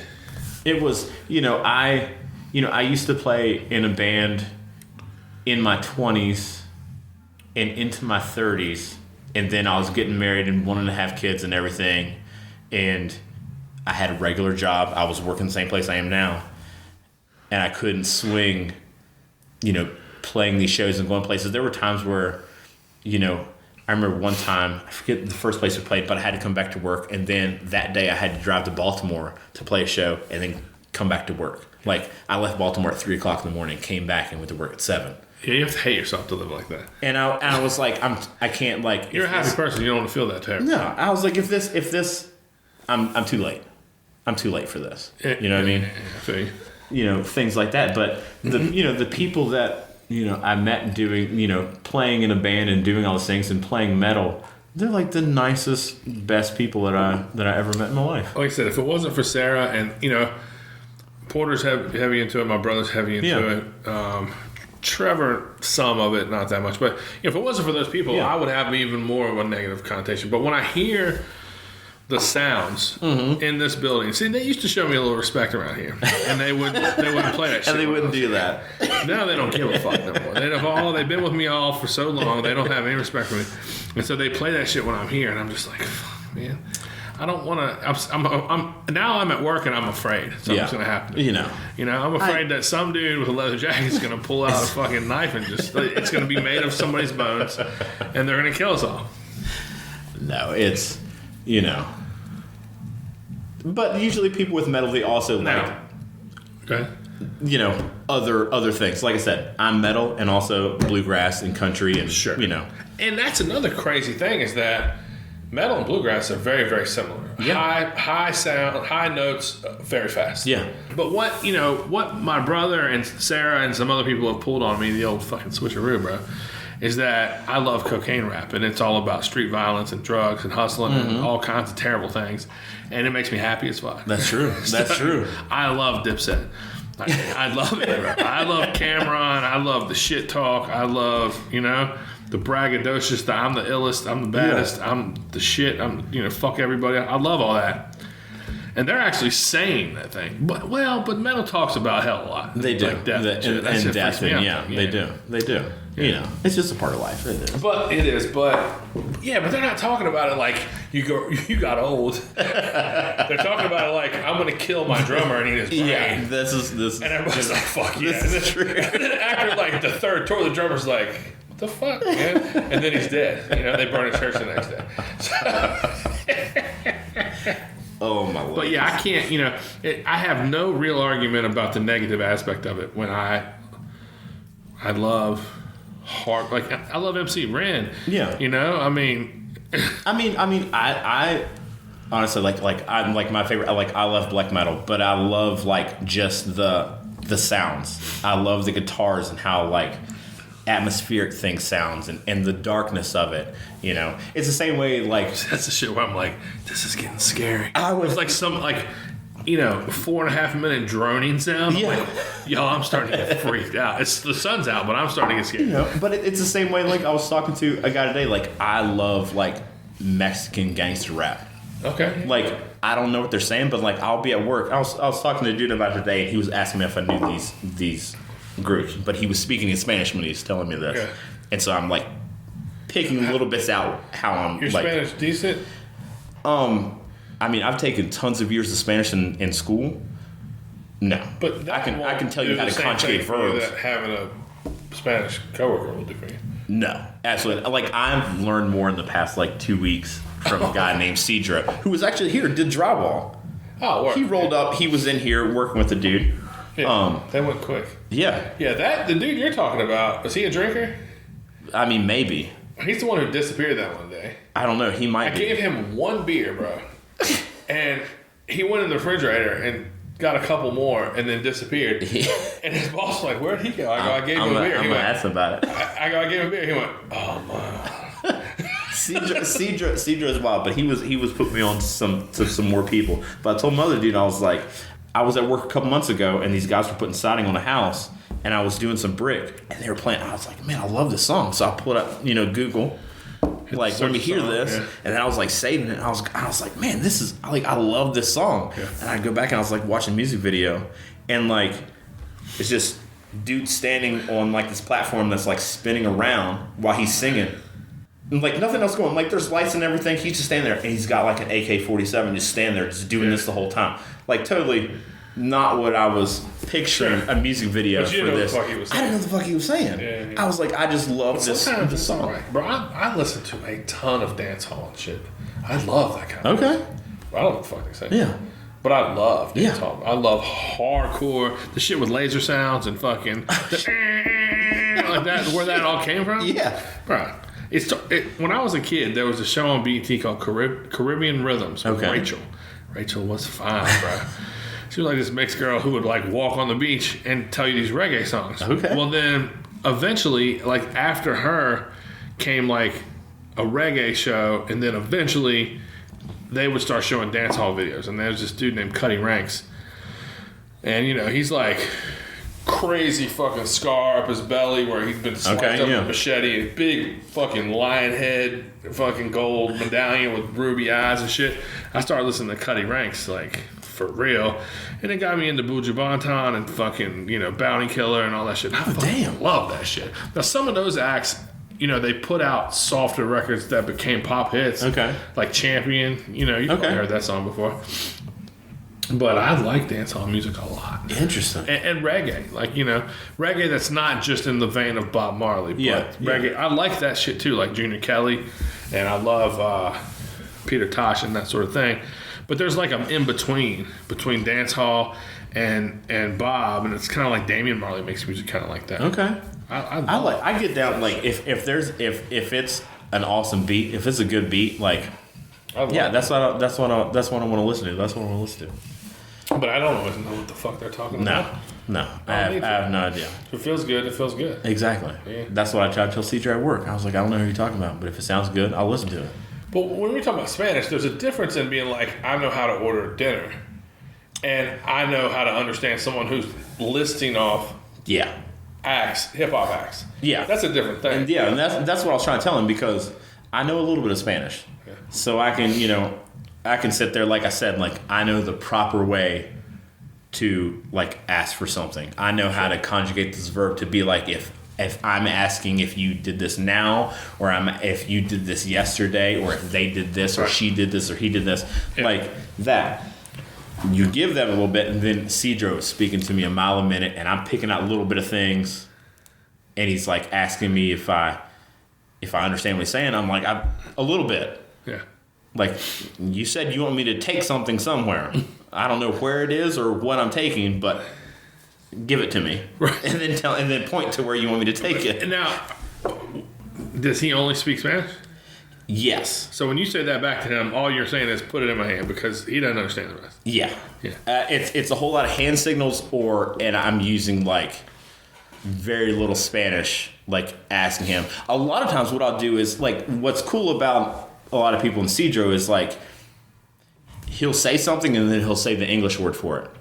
Or if I'm doing something and I'm like, oh, there's a paper towel roll, and I'm like, como se dice? Like, what is this? Yeah. Like, what do you call this? And then he'll tell me. And so then I can be like, okay, so if I'm talking about a saw, or I'm talking about a hammer or a screw, now I'm getting these words so I can pick that up when he's asking for something. There's a thing called Google Translate. Oh yeah. I will sometimes use that if like there is something like, if you have some pertinent information that I'm like, I need to tell you this. I'm going to put it down, and I will say this to you.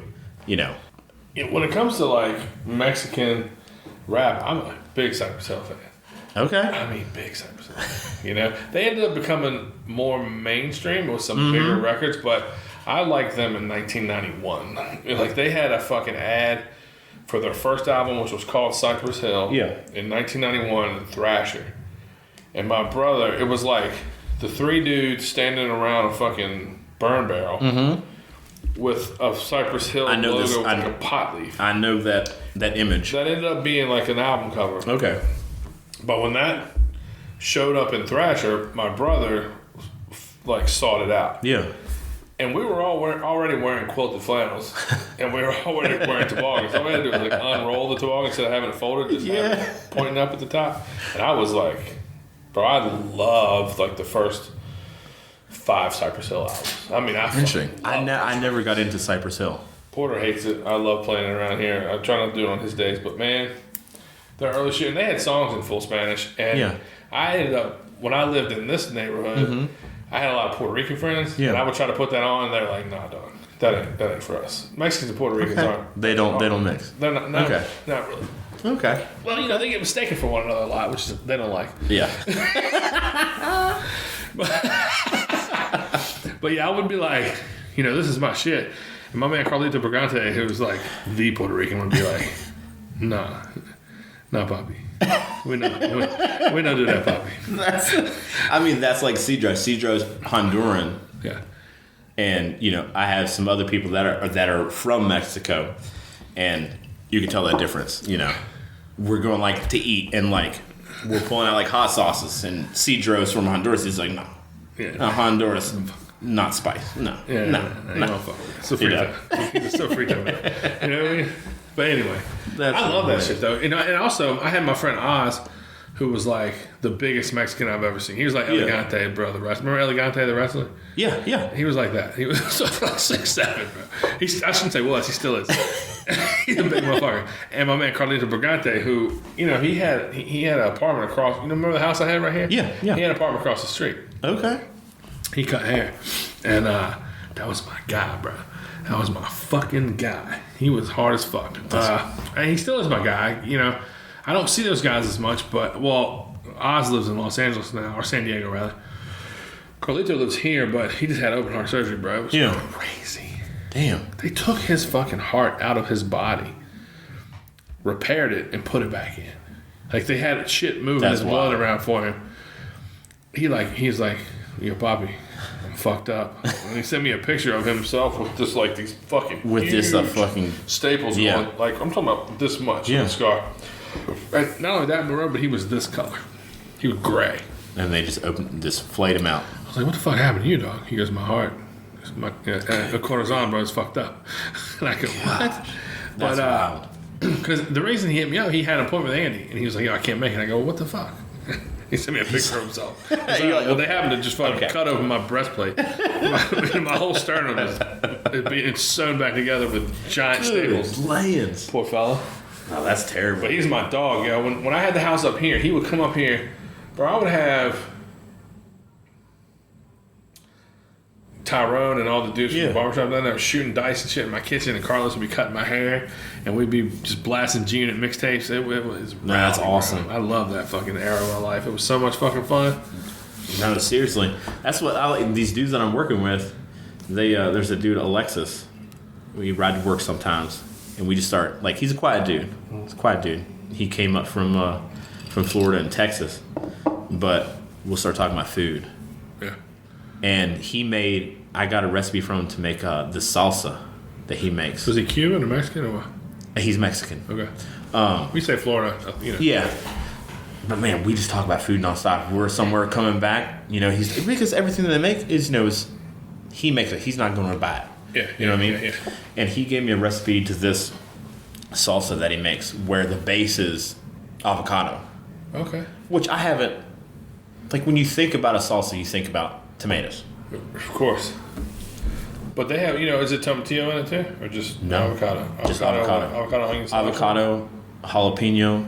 Onion, cilantro? Onion, cilantro, garlic. Lime. Yeah. It is fucking Salt. delicious. Perfect. Yeah. It's so good. Yeah, It's so good. Does he mash it or blend it? I'm pretty sure he mashes it. Yeah, makes more sense. But yo. Man, it was the best taste. Like, he told me about it, and he was like, I have some at home, I'll bring it to work. The reason it's so dope is because it's bright and fatty. Yeah. The avocado is fat. People don't realize that.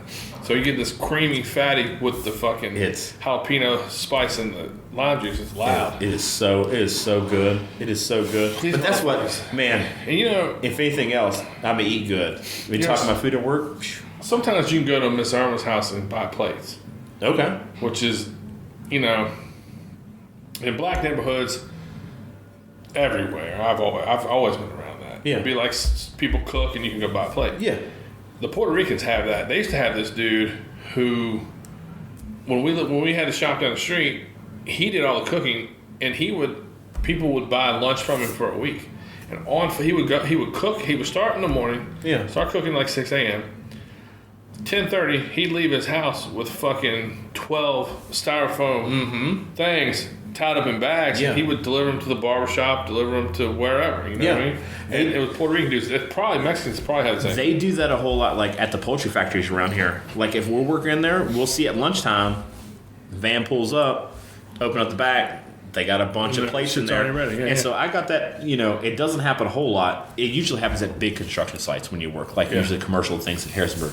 But I've been to the ones where they come through, anybody's hungry. I've gotten some where you just go to the back of the car, there's a crock pot. Yeah. They're pulling stuff out. She's doing what? It's like $5-10. Yeah. And it's delicious. And a lot of times it's like something that will sustain you on your job, like fucking beans and cabbage with rice and the sort of shit that you want to fuel you to fucking finish your day out. It's so good. So good. So, my house on Wolf Street, it's across from your eyes, that little like stucco house, tiny little house. So if you walk out of that house over to Broad Street and make a right, there's like that house on the corner is like 4 apartments by like weird white dudes. Yeah. Then after that's like 3 houses of black families. And then there's like 4 more houses, and they're all Laotian and Thai. Okay. And then when you turn the corner up, what is that? Where you're on Wolf? So you're on Gay? Gay. Yeah. Okay. 3 more houses, all Laotian Thai. On the right? Yep. Okay, gotcha. So you go to that corner and then around. Yep. So then what you have here is all these combined yards, and they have communal gardens there. Oh, shit. So do you remember Chris Ringler, who used to be our shop guy? Yeah. Short beard guy. Principal. That guy? Who was the guy that worked in the school system? I don't know. Chris was a preacher, and he might have worked in schools too, but he was like tight with the family that owns Taste of Thai. Okay. Cy, Cy? Yes. Cy and Mandy went to his church. Okay. Actually, that's the principal thing is like, because it was a Christian school. Yes. I got you. Yes. I got exactly you. So, right. yes, I know what you're talking about. Fucking right. So, because I remember I was like, this dude has a thing. Because, Yeah. Okay. I ain't thought about that. I just always described him as a preacher. Anyway, so we went to Taste of Thai one time, and he speaks fucking Laotian, which is a hell of a thing for a white man. Yeah. And he's like from Smithfield, Virginia. Yeah. And so he goes and talks to the cooks, and he just comes out to me, he goes, yo, you can order whatever you want, but I ordered what they're having for lunch. And I was like, yeah. And so they sent like a couple dishes out, and they were just insane. Yeah. Just incredible stuff. And I was just blown away, and I was so excited. And, I've always cooked, and I've always sort of wanted to feed people, and so on and so forth. So a couple, he and I are talking about it at work every single day, and he was like, I'm gonna take you to a cookout. And I was like, all right, word. And so I hadn't think much of it, and then I had just moved out of that house to the place I had downtown. Okay. The apartment I had. Yeah. And he was like, hey, there's a cookout this Sunday, and I was supposed to work, and I was like, all right, I'll figure it out. And he was like, or no, it was a Saturday. That's why I had to figure it out, because he was a church guy. He wouldn't have gone on Sunday. Yeah. So he was like, it's in your old neighborhood. So I'm like, okay, word. And we go over there, man. And I mean, these folks have huge gardens. I mean, gardens the length of this building. Mm-hmm. 2 of them side by side with a walkway in the middle, a walkway on either end. And they have all these pyramids built for long beans. They have everything, man. There are tons of cilantro, tons of onions, tons of peppers, and stuff I don't know nothing about. And this is just like a communal garden. Right. For that. Just for those 7 houses, which house a lot of people. Yeah, a lot of people. Mm-hmm. And so first he introduced me to whoever kind of runs the show there. And then they walk me around the gardens, and they're picking off stuff off the vines and letting me eat them raw, and talking to me about sort of how they sustain themselves, frankly, and they're like, so it's time to eat. Come into the house. So we go in the house, and there's these 6 tiny women in this tight kitchen. And you know how like you go in certain people's houses and you can tell they like fry constantly. Yeah. You know, like you smell like it when you leave. Like they're in there, bro, frying up egg rolls, frying up wings, frying up stuffed wings, frying up all kinds of ill shit, bro. Chicken feet. I mean, you fucking name it. Yeah. And it smells amazing. And they literally have like stacks of egg rolls that are like 2 feet tall, a pyramid shape. And if you just come through with a plate and you just sort of make your way around the kitchen and into the dining room, and there's just stations basically, and you get a little bit of everything, and you come outside and you go to the grill. Now at the grill is like grilled meats, and there's grilled beef and grilled duck and grilled chicken. And dude, it was one of the most incredible experiences. Oh yeah. Cultural experiences and cookout experiences and food experiences of my life. Yeah. And so the way they, you know, like the way we cut up a duck is like there's the liver and the heart, and then there's the breast, which is this thing, and then there's like a leg quarter that's like the leg and thigh. You've seen leg quarters of chickens and all that shit your whole life. That's not how they do it. They butcher the whole animal in a way that like you have a bone and a chunk of meat attached to every bite. Okay. So it's like the breast is, instead of being cut like this, it's cut like this. Yeah. And it's attached to a rib bone. Yeah. That might have a little bit of leg meat on it too, and you just hold it by the bone and eat it. Yeah. And they had their own spirits. Like they have all these different herbs and roots and shit, and they would fucking steep them in Everclear and make like these super strong Thai liquors that they would drink. Anyway, I get this plate. I got the duck. I'm like, man, this duck's incredible. They're like, where's it come from? I'm like, where do they get all these fucking duck? I'm talking about a lot of duck. And they're like, pond over at JMU. I was gonna say right fucking Harrisonburg. And I'm like, what? And they go, yeah, we just go over there with pillowcases and just fucking scoop them right the fuck up. Snatch ducks in Harrisonburg. Oh my land. Well, hey, that's keeping the population down, I guess. And so they make this Thai salad, which is basically lettuce, bean sprouts, cilantro, Thai bird chilies, fresh, which are very hot. Yeah. Already, and then grilled beef. And they're like, oh, you need hot sauce for that. And I'm like, okay, no problem. And they come out, bro, with this fucking raggedy ass fucking Tupperware. Yeah. I mean, the Tupperware looks like it's going to give you cancer. Yeah. The Tupperware itself, you know what I mean? And they open it up, and they're all like looking at each other like, ooh, you know, there's kind of like, and none of these motherfuckers speak English, and Chris is talking to them for me. And so I like scoop some up, and I start putting it on my stuff, and they're all like, oh. And Chris goes, that's a lot. And I go, like I'm taking more than my share. He's like, no. It's too hot for you. It's too hot for you. Yeah. I was like, okay. So I shut it up, and I take a bite of that shit, bro, and it tastes like a damp barn in the fucking morning. Oh no. It's hot as fuck, but it tastes like It doesn't taste good. shit and wet. Hey, I mean, and it turns out they're using like bile from a Really? cow and fermenting it with chilies and onions and herbs, and it's like 9 weeks old. Because I was hoping you were gonna be like, oh, this is the best thing, because I'm like, my dad grows like these Thai chilies. I'm like, he had a friend when he worked at Merck that made this hot sauce. Sure. And I still I have some of it, and it's like I just use it sparingly. Sure. So I don't like lose it, because he doesn't work there anymore, so he doesn't get this. And I'm like, it's like the best tasting hot sauce that I've ever had. I wish it. And you were like, it tastes like shit. Literally had the funk of like goats and cows. That's terrible. It was harsh. That's terrible. But I didn't want to be rude to anybody, because this is what they have, Yeah. and they're sharing it with me. Yeah. And they're all skinny, and I'm fat, and so I don't want to be like, I don't want to cough and spit it on the fucking ground. And they all showed me a lot of respect for the fact that I could handle how hot it was. Yeah, And yeah. when I say it was hot, it was motherfucking hot. Yeah, because that's a big thing. They're like, he can't handle the heat of that we do. And so me, I brought this. I don't know how long ago this was. It was a long time ago, and I brought a lot of beer with me. And so I already drank a couple beers, but when that hit me, I started drinking some beers. Yeah. And they're gambling. The women and the men, they don't Yeah. social. They do They're their not own interact thing. at Yeah. all. The women are over there in the garden and in the house, and the men are like, Yeah. This one house had like a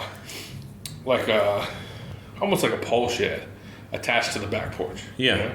And that's where the men were, and them motherfuckers were like smoking super long cigarettes and not stoked that I was there. And they're shooting dice, and they're drinking this. Like I said, it'd be like, it'd be like a vodka bottle, but it's just got herbs and vines and shit stuffed in it. And they let it sit for a while, and so it has like a fucking herbaceous licorice kind of note to it, kind of thing. This is in Harrisonburg. Bro, this is walking. This is from this here. is a wild. This is like movie type shit. This is a walking distance from here. No joke. You know what that is? Yeah. This Yeah. is just. And they're shooting dice, bro. And Chris was like, let's observe them shooting dice. And I was like, let's get in that shit, dog. and so Chris walks over there and goes, can my friend play? And they got, one dude looked like he was cool. The rest of them got fucking hot. They're like, "Rrr," just barking at Chris. Like, they're basically saying, take this white man the fuck away from me. Is what it sounded like to me. Damn. But they were playing dice. And I couldn't even read the fucking dice. I don't know what the fucking dice said. You were in deep that night. Bro, it was incredible. Like that's. It was incredible. That doesn't happen a whole lot. Like to be like in culturally, it was one of the best experiences in another world like that. Yeah, in your town. In your town. Culturally, it was one of the best experiences of my life. It was fucking cool, man. And it was. Looking back on it, I feel like I was like an investigative reporter. You know how like they let some dude like. The drug cartels will like let them come look at the cocaine. Yeah. I was like, they're really letting me see what they do. Yeah, that doesn't happen. But it got real when that dude, like the main dude who had a super long cigarette. he jumped up. They were all crouching down, knees bent. Yeah. And they had this board that had, a grid on it. And dice, and they were like, wherever the dice landed on the grid, kind of thing. I couldn't have played if I wanted to. I know what the fuck they were doing. It's like I'm like you're telling this story, and I'm thinking of this. I'm just watching a movie. I'm just seeing some movie with these dudes with no shoes on, just crouched down, throwing dice, like yelling at each other, smoke everywhere. Yeah. And there's a white dude comes up, and is like, "I want to play," and some dude has a machete, and is like slams it on the table. It's like, "Fuck no." There was no machete, but the attitude was strong. Just was a machete. The attitude of the one guy. A couple of them said no. This one guy was like pissed. Yeah. I can't believe you fucking asked, kind of thing. You know what I mean? That's fucking. I'll never forget the look on the dude's face. That is, yeah. You ever seen the Russian roulette scene from Deer Hunter? Yeah. It wasn't that crazy, but it was wild though. It was, but again, I'm grateful for that experience. Well, yeah, it was fucking dope. And at Taste of Thai, at Thai Flavor, at Beyond, even at Popeyes, because it's all 3 of those 4 restaurants are all the same family. Oh, okay. The Taste of Thai people own Popeyes. I did not know that. The staffs are Laotian. Huh. Yeah. It's wild. I haven't been in Popeyes, so I have no idea. But I wouldn't figure that. You haven't been to Popeyes? I have not been to I've been to Popeyes once, but there weren't any Laotians. I'll take Bojangles over Popeyes. But yeah. But yeah, man, it definitely wild. Wild experience. Great experience. Like, grateful for the experience. Yeah. Those type of things are so, like, to be able, because that doesn't happen to everybody. No. To be able to get in the mix of something like that is not, like, and to be able to get into, like, have the experience of, like, all that food from their culture, like, cooked in that kitchen exactly right there. How they ate it. Yeah. To go out back, to have those guys sitting there playing that game that they saw their fathers play, like back over that, yeah. To be right in your backyard, like people don't know that shit happens. No. You know what I mean? And like it was wild. It was wild, and I had immense respect for them. Once I made the plate, there was like an older guy and like a middle-aged woman. And as I was eating, they were like walking me back through the gardens, and the lady would like snap long beans and break them in and drop them on my plate. Like, this goes with this salad, eat it raw. Kind of thing. It was cool, man. That is fucking awesome. It was real cool. Me and Chris were just texting back and forth the other day. I just found a picture of him. I took my buddy Mark Bell. Yeah. I was at Mark Bell's shop, and he had this tacked to the fucking wall. Me, Andy, Chris Ringler, and that dude in the back is Eddie Erie, who did a bunch of our first tattoos on me and Andy. That's awesome. But that's Chris that you recognize? I remember him working down at the shop. Yep. That's who so I was like, I remember he left because he got a position at a school. Right. I remember His church started a school for us. Bro, look at my face. That dude was a problem. Do you remember that version of me? I was always nice to you because Bree likes you so much. But Yeah. Do you see that, dude? I don't, but see, I'm fuzzy then. Okay. Like, I don't, like... Look at my fucking chin strap, dog. I was asking for violence, right? Anyway. That is wild. That is wild. Good times. So, speaking of, because you mentioned Mark Bell. My dog. Went down to Roanoke last... I want to say it was last... No, it was over Christmas break. Yeah, it was right after Christmas. Went down there, just got a hotel, hang out downtown. Oh, great. Yeah, just do whatever, like... Just you and Sam? And the kids. Like, we all went down. Okay. Trevor was like, hey, go here, go eat here, check this out, blah, blah. While I was down there, we got an Uber to go over to the mall. Because they have, Valley take the kid, Valley View Mall, take the kid shopping. We're in the car, we're driving, like, dude has a 5-speed, like, Honda Element or something. And I look down, he's got his hands tattooed. And they're nice. Yeah. And I was like, talking to him, I'm like, oh, not like you see people know how to drive a 5-speed, blah, blah, get into it. And I was like... I like how you noticed that first. Yeah. And I was like, did you get your hands done here? Yeah. And he was like, yeah, I did. He got him from, who's the guy that used to work at your shop back in the day? Brian? Light-skinned dude. Is it? Jason. Jason, yeah. Jason Tetchell. He was like, Back in the day. I got him done with Jason, at blah, blah. I'm like, okay, yeah, I'm staying in the hotel right there. I was like, he used to work, because Trevor told me, I'm like, he used to work at Alley Cat. I'm close to Harrisonburg. Yeah. He's like, oh yeah. He was starting talking to me, blah, blah. And he was like, yeah, I just got some other stuff done from Mark Bell. And I go, I know the name, I've never met him. It was a really cool experience. Sure. Meeting dude and sharing these things of, I know those people, blah, blah, blah. I was like, your hands look really good. Yeah. And so I probably knew who you got them from, even if I don't know that person or. But you've done, you jumped in to the tattoo world and you've been good to us. And so that's why it's comfortable and works well for you when you ask those questions. You've been really good to us. Not just us at Alley Cat Tattoo, but you get tattooed by the right people. You let things happen. You had a crazy experience with Slim Brown, which is an incredible story that you now own. Yeah. You know what I mean? Like you've been as good to us as I hope we've been to you. Dude, I love booking something and it's not just like to get the tattoo. It's just for the whole experience. Yeah. You know what I mean? It's I made it known a long time. Well, your first tattoo, I was not happy with you. Which whatever. Right. We went over that last time. We don't have to get to that this time. But I made it clear to everybody here a long time ago that you were important to me and to always, always, always give you anything you wanted. So I hope that you get all that and that everyone treats you right when I'm not here.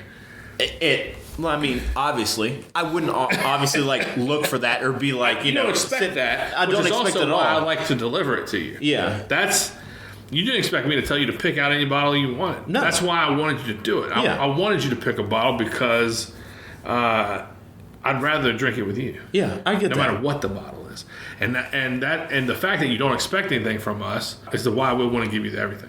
Yeah. And when you've had great experiences with tattooers, you've like indulged in the fact that we have great guests here, all that. Showing up and getting cool shit and tipping and being fun and all that shit, it all matters. And that's why like those things align for you in Roanoke and everywhere else you'll go. Yeah. Because of No Lies and just the people here, I got tattooed by Slim Brown the 2 times that he came up here, and I was fucking stoked. And the one time it was crazy, but I didn't fucking care. I'm like, so I'm here at 3 o'clock in the morning. I gotta be at work at 7. I don't fucking care. You got something. That was something there. That was that was something that needed to happen. Yeah. That was a true experience. Like one day, somebody's going to ask you about that tattoo, and you're going to tell them that story. Exactly. It's going to matter. Exactly. And the lore of who Slim Brown, such a legendary figure, such a fucking no nonsense bad motherfucker. He is a bad motherfucker, and he thinks a lot of you. You know. I thought like I was so. I never expect anything, right? Of course you don't. I don't expect anything. I'm like, I listened to a podcast with Slim, and I was like, I like this dude. He is fucking fun. When he comes up, and when I saw it, I'm like, yes. Yeah. You know?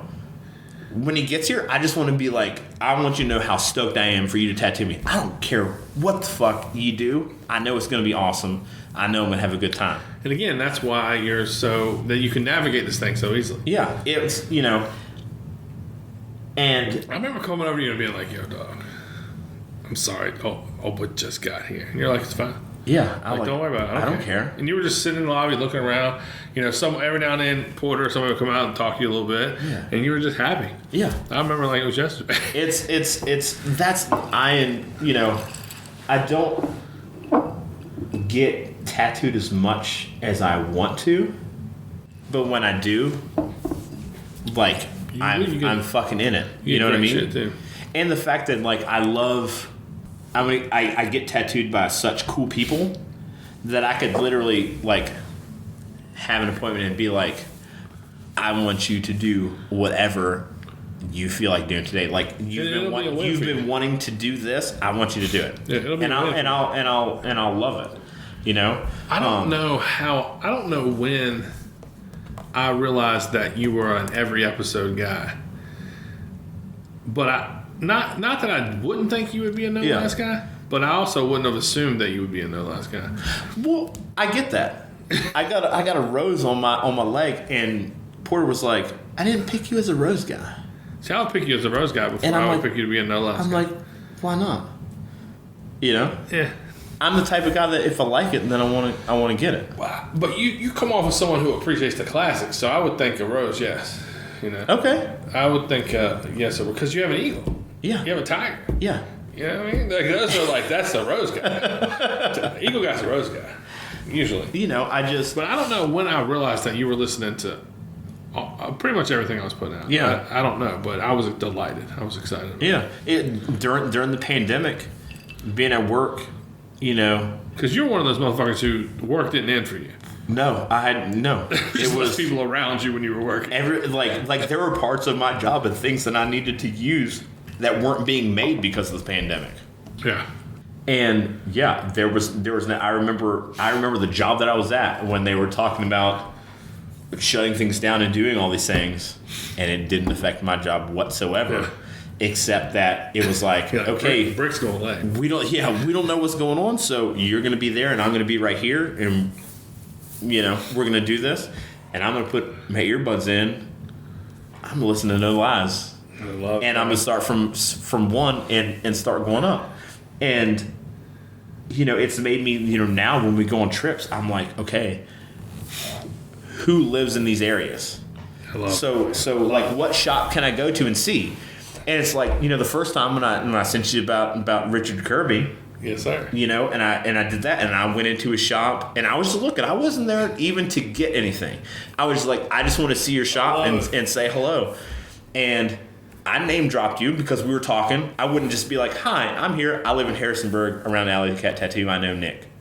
It wasn't that. It was a talk.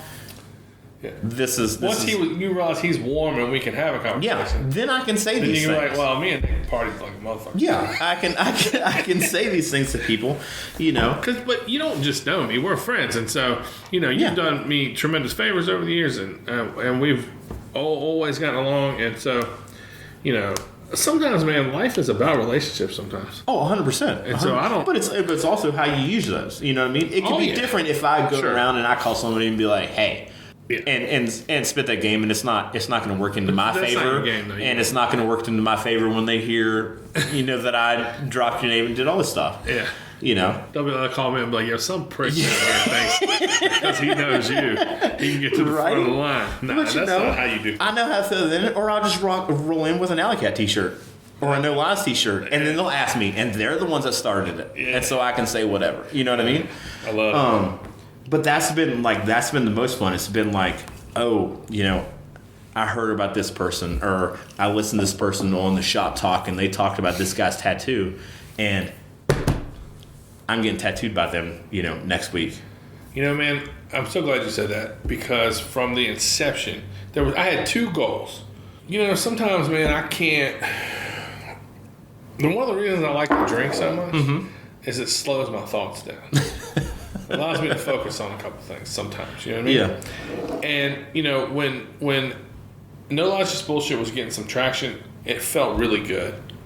But I also felt like I didn't want to get too big for my britches, and I needed my brothers with me, and I didn't know how to make that happen because Andy and Porter weren't 100% on board. Yeah. When No Lies, they were against it. They just didn't know what my goal Didn't understand. was. Yeah. And I had started it like I told everybody I was going to do it, but I didn't really explain my goal. Yeah.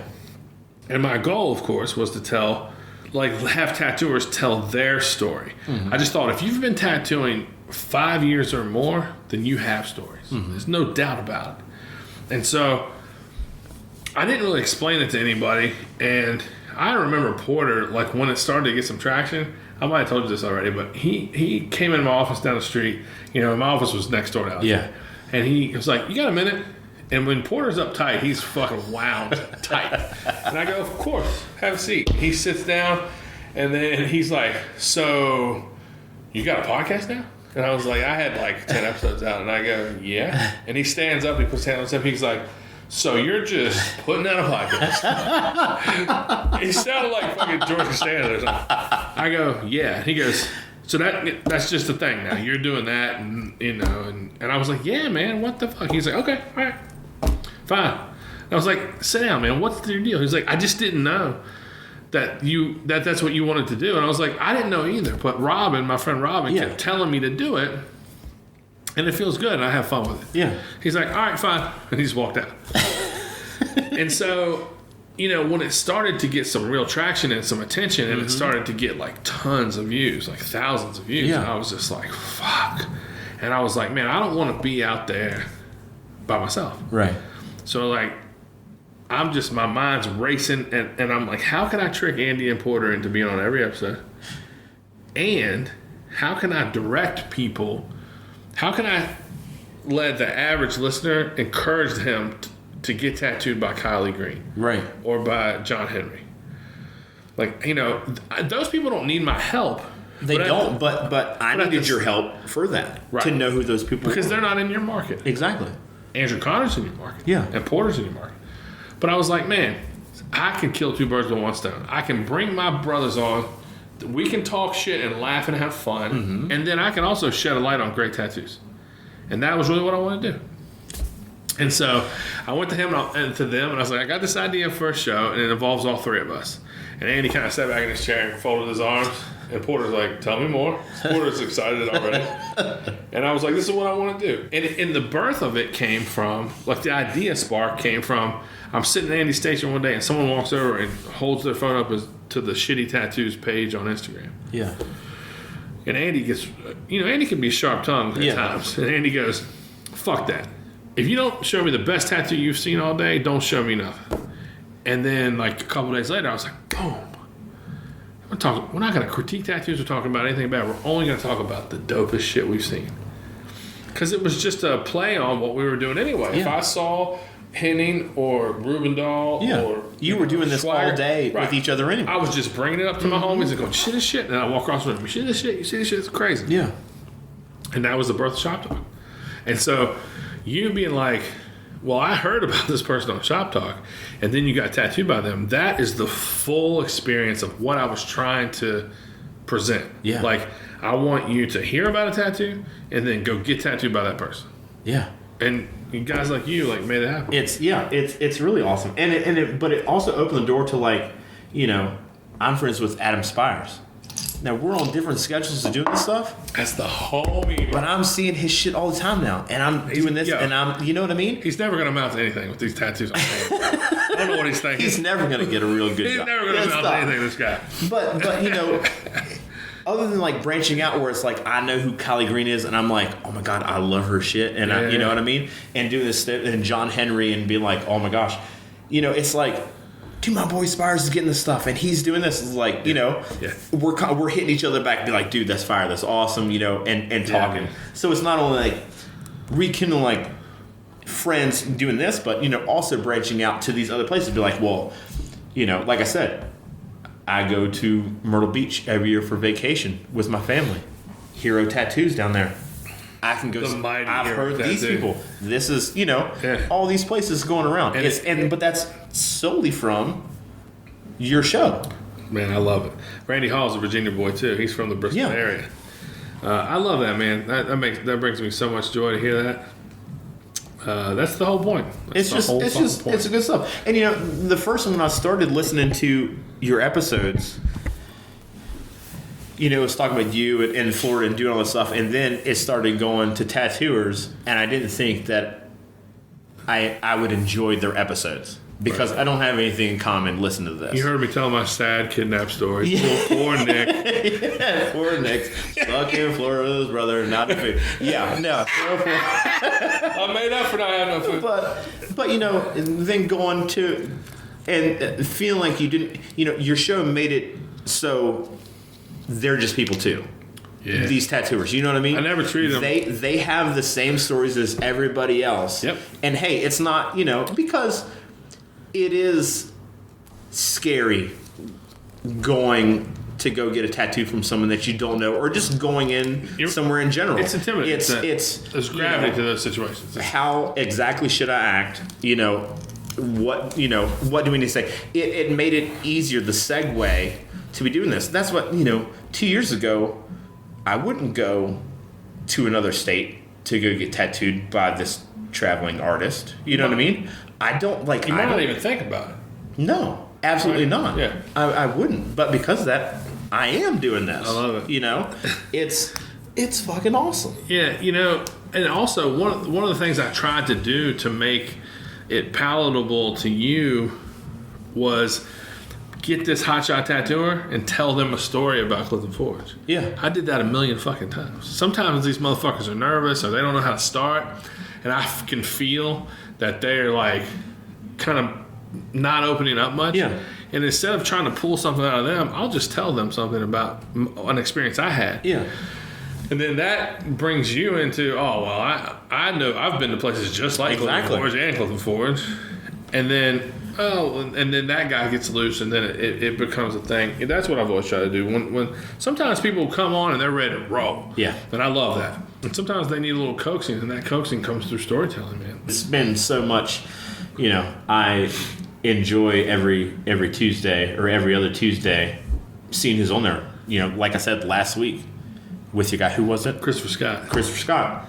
Talking, and he started out talking about bottle collecting. Yeah. And I was like, immediately, I was like, when I was a kid, I was digging in my front yard. We found tons of bottles. And I was like, this dude. And he didn't know that I knew how those dump sites came about. You know, like drop offs and hillsides and all that shit. That's if you're from the country, like you are, you know. I just chuck that shit over there. It was so, I was like, holy shit. Which I wanted to say, when you guys were talking about the natives that were in the area, crazy, a month ago, I found out a whole bunch of shit. Lay it on me. Monicans, the Monacan tribe. Okay. Their headquarters now is in Amherst County. Right. Okay. Monicans were plentiful in our valley, in between the Blue Ridge and the Allegheny. This is how I found this out. This is crazy. Had to work in Waynesboro.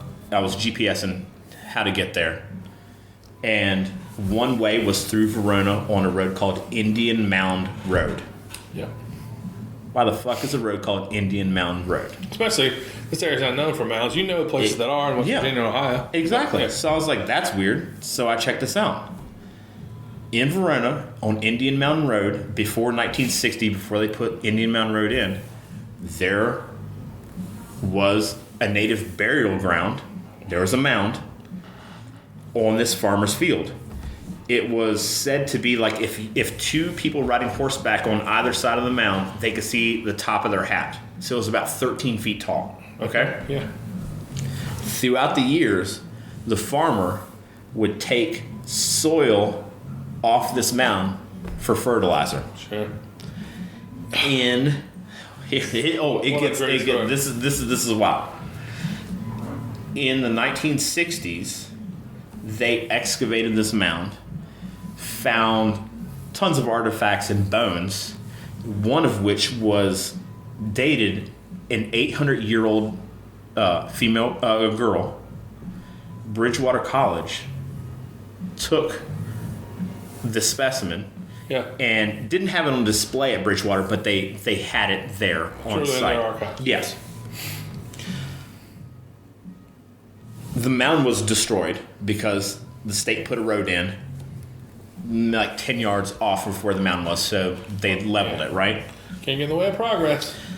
In the 90s, in like 1994, 96, Bridgewater took the skeletal remains that they had, along with a bunch of others that they got from Tennessee and maybe Alabama, cremated them all together, and sent them to the Monacan tribe's headquarters in Amherst County.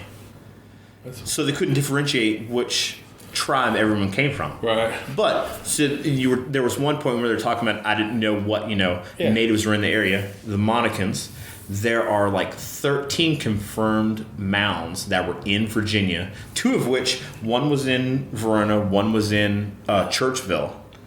I took a deep dive in this after I saw the Indian mound. I love it. Yeah, it was crazy, and I found Do any of them still exist? No. None. But anyway, they were all taken down. Sure. You know, random people, farmers, whoever. Whites. Took. Yeah. That's not funny. But true. Well, no, it's not even that. It's like progress. Like I said, yeah. Can't get in the way of progress. You can't. That's an old fucking. It's how pile. it is. You want a road that's going straight through something that somebody cherishes. That's just what it is. Yeah, it sucks. But yeah, that's wild, man. That's super dope. I'll be sure and tell Christopher Scott. Yeah. So that's when. Yo, how about when the portion where we were talking about past lives and stuff? Are you familiar with any of that? Do you remember any of that conversation? I don't know. Rekindle here. There's a book called Many Lives, Many Masters, and we I don't know, we spent 20 minutes on it or something. But anyway, I forgot what brought it up first, but I was like, oh, there's this book called Many Lives, Many Masters, and he like screams out the author's name. He was like, yes, and then he's like, there's another one called Future Lives, Future Masters. But man, if you haven't read Many Lives, Many Masters, you should definitely pick it up. Okay. It's a short book. It's a quick read. It's about this dude. I hate to just do this 2 weeks in a row, but this guy who's like the lead psychiatrist or psychologist, I don't really know the difference, at University of Miami. Okay. And one of his colleagues is like, hey, I've been treating this woman, and she's fucking... Basically what the dude said was, this bitch is a wreck, and I can't help her. Yeah. Can you help her? And he's like, I don't really take patients anymore. I'm the head of the fucking college. And they were like, would you consider it? And this person is just crippled with anxiety. She can't do anything, man. And the poor thing is just fucking... She's a mess. And he's like talking to her and treating her for some time. And he kind of gets to his wit's end and he doesn't know what to do. But, a part of psychology is hypnosis. And, not all psychiatrists or psychologists use it, but it's all part of their practice. And it's not anything. It's not like a dude with a watch, Yeah. It's just a deep sense of relaxation that you can sort of reach into the subconscious. Okay. And so he does it with this woman. And she tells this story. She's just deathly afraid of the water. And she tells the story about her living in New England at a time, and there was a storm and she drowned. Okay. And when she wakes up, she's not afraid of the water anymore. And she begins to recant a lot of these past life experiences. Yeah. And each one she tells, she's just relieved of another layer of anxiety. And one of the things that she tells that I don't know why it speaks to me that I remember it. There's a bunch of them, but I don't know why I remember this one. But she was just like working in some sort of an oil mine in ancient Egypt. And I don't know, she was men and women and children in all these different lives. So, she wasn't like, but she's just talking about like living her entire life underground. And the only light she's ever sees is lamp oil light. Oh, wow. And they're mining, it might not even be oil. They're mining something, but there's like some sort of focus on the lamp oil. Yeah. And she talks about her demise and like how she dies, and she every time like, so he's got her in a state of hypnosis, and when she comes out of it, not only does she not remember telling him, but she doesn't know about the worlds that she's described. She doesn't know. I mean, it's fascinating. There has to be, so not that it totally is in line with that, but my daughter, when she was 3 years old, we were at her great-grandmother's house, and she was standing over by the record player making this sound that her great-grandfather used to make. She's 3. She doesn't fucking know. She's making the sound. My wife and her grandmother like look over at her, and she says that she saw her great-grandfather and they were talking, and he was really nice, and he was making the sound to her. It's amazing. You know what I mean? Yeah. But like that segue into these other lives and all that stuff, 100% believe that. Make a note on your phone, bro. It's a book that's this thick. I mean, I can read that. If it's any thicker than I have to audiobook it. I assumed you couldn't do much, but no, you can audiobook this if you want. It's not terrible. If you have job sites that are 20 minutes away, you'll knock it out in fucking in a week's worth of work. I do those too. I can do that. But I end up buying books and then audiobooking them, and then I have. But it's small enough to read in real time, and it's fascinating, man. It's just fucking fascinating. Now the other one, he mentioned at least one other book by the same author that I'm not familiar with, but I want. I think it was called Future Lives, Future Masters, but it's wild, man. It's just that's wild. what. Not that I'm plugging him, but I've heard Joe Rogan talk about those things. Yeah. I think he had maybe an author on that talked about those. But yeah, that's awesome. I'm fascinated by anything supernatural. Yeah. Anything. I mean, I'm also fascinated by people that believe things that I don't believe. Yeah. If they're truly devout to it. Yeah. I find that fascinating. I mean, why not? Anybody that's like willing to hang their belief system on something that they haven't seen before. Yeah. I find that pretty fucking amazing. And there have been so many like documented cases of these kind of things happening. Yeah. Where it's like, yeah, you kind of have to believe it, don't you? Not only that, but it's fun to believe that. Yeah. Skeptical. Yeah, it's exciting that there's no fun in skepticism. There's something beyond. Yeah. You know what I mean? Love it. You know, when we close our eyes for the last time, that we'll wake up somewhere else. That's neat. I'm the worst repeater in the world, and you know this because you listen to it. But Ram Dass said that, and I didn't know he said it, but I heard someone say he said it, or I saw a clip of it, but it was like, death is like taking off a tight shoe. I was like, wow, I hope it's like that. Right. It's like a relief, you know what I mean? I hope it's like that. Yeah. I'm happy here. I don't want to die. Yeah. But man, could you imagine if death was like taking off a tight shoe? Right. How great it would feel? You know what I mean? That's amazing. Yeah, I dig stuff like that. All right, awesome. Thank you. Heck yeah, dude. That's a goodie. This was a whole lot of fun. It was great. I fun. like the spare them like, hey, you want to? As soon as you hit me up, I was like, man, I ain't really seen you since that Christmas party. That Christmas party. I mean, is there a way to tell that nicely, or should we just leave it alone? Well, okay, you could think about it like, will the people that were witness to that? No, they'll never hear it. But I also don't want to put you in a spot. I'm not putting on any spot. It's all right, y'all. Let me just, you want just a little tiny spot? I'll take a little bit. I'm not gonna pour myself a big pour. Just something to cover up these eyes. I got you. We had Alex at Tattoo Christmas party, and Alex is of course welcome anywhere I'm at. And you brought your wife. I brought my wife, which is not what we always do. Yeah. When we hang out, our wives aren't always around. Right. Especially my wife. She doesn't really come out anymore. Which is always good to see your wife. Yeah, she loves you, man.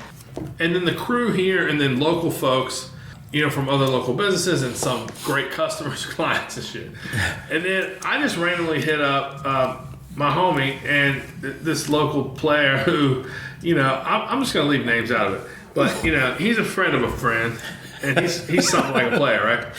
So he comes by, and him and his brother come by, and his brother's old lady, and they're just real playeristic, and they're like giving it up, and they're like, being really, really kind to me about our new space and the party, and there's a big spread of food, and there's tons of booze, and everyone's just feeling it and enjoying themselves. And then the older brother and his old lady leave, and the younger brother's like, when I say younger, he's my age. He's like, yo, son, you mind my homie comes through, right? Homie. And I was like, no, that's fine. Yeah. Do I know him? He's like, he knows you. You'll know him when you see him. I was like, there's a lot of people that know this. You know what I mean? I'm like, word up. So, 15 minutes later, the door opens up, and I'm trying. You described the gentleman that rolled in. The door opens up, and mind you, looking around at the scenery at the party thus far, it's couples hanging out, enjoying some beverages, some snacks. Right.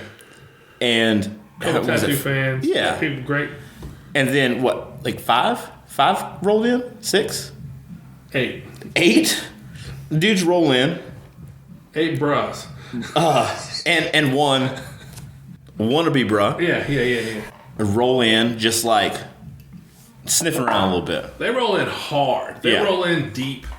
And I look at my guy and I'm like, yo, you said your guy was going to come through. And he was like, yeah, my bad. Which is what motherfuckers say when they, when they did something stupid. So he's like, yeah, my bad, I ain't know. And he looks at his guy and he's like, yo, I told you. He was like, oh, it's just a couple of my friends. And I walk up to him and I'm like, hey. And so, actually, let me rewind that. But as I'm about to walk up to him, Alex looks at me and kind of gestures his eyes and head toward them. And his eyes are big as a motherfucker. And I start to laugh, and you're like, you double down on that look. I'm like, hey, if you need me, I'm right here. Like, that's what that was. The look on your face was, things are about to change. Party Alex can come out if need be. So I go over to them and I was like, what the fuck are y'all doing here? And they're like, oh, you say you come through, it's a holidays, it's cold outside, blah, blah, blah. And I'm like, I look at these motherfuckers. You know what I said to them? I don't know if you heard this. I go, listen, fellas, don't hurt nobody in this room. Which made them all laugh. And by the way, that ain't nothing to me. But the room... The vibe was not that. Was not ready for that. Yeah. To me, that is... Turn the lights down, fire up the blunts, put on a Ron G mixtape from 1997, and let's get some skanks in here. That's what they were looking for. When they looked around and they saw husbands and wives, they saw that my man Jay Herr, looked like he was from a fucking steampunk. He just came back from Panera Bread from getting his whatever. He had a pipe and a fucking handlebar mustache. They were looking for a different thing, and. The reason I said bros is from that old Cedric the Entertainer. He's like, real bros like Poto and Nut Knocking Down,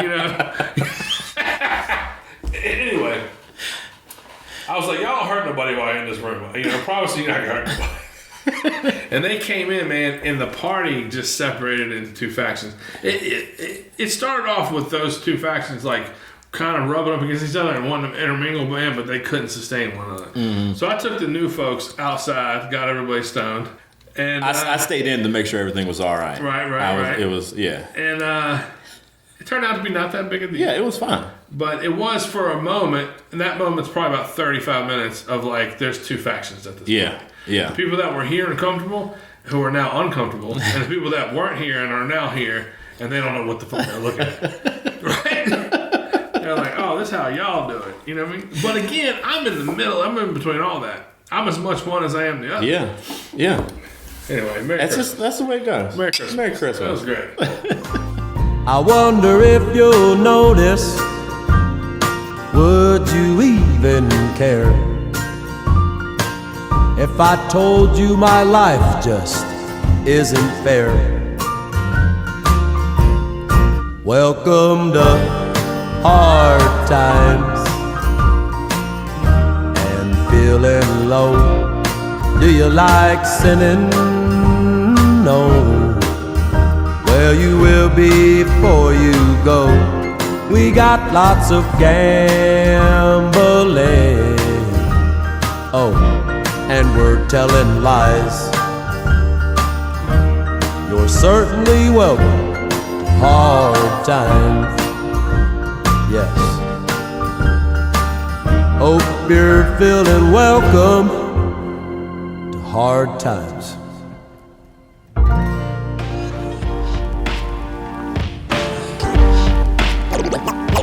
No lies, just bullshit.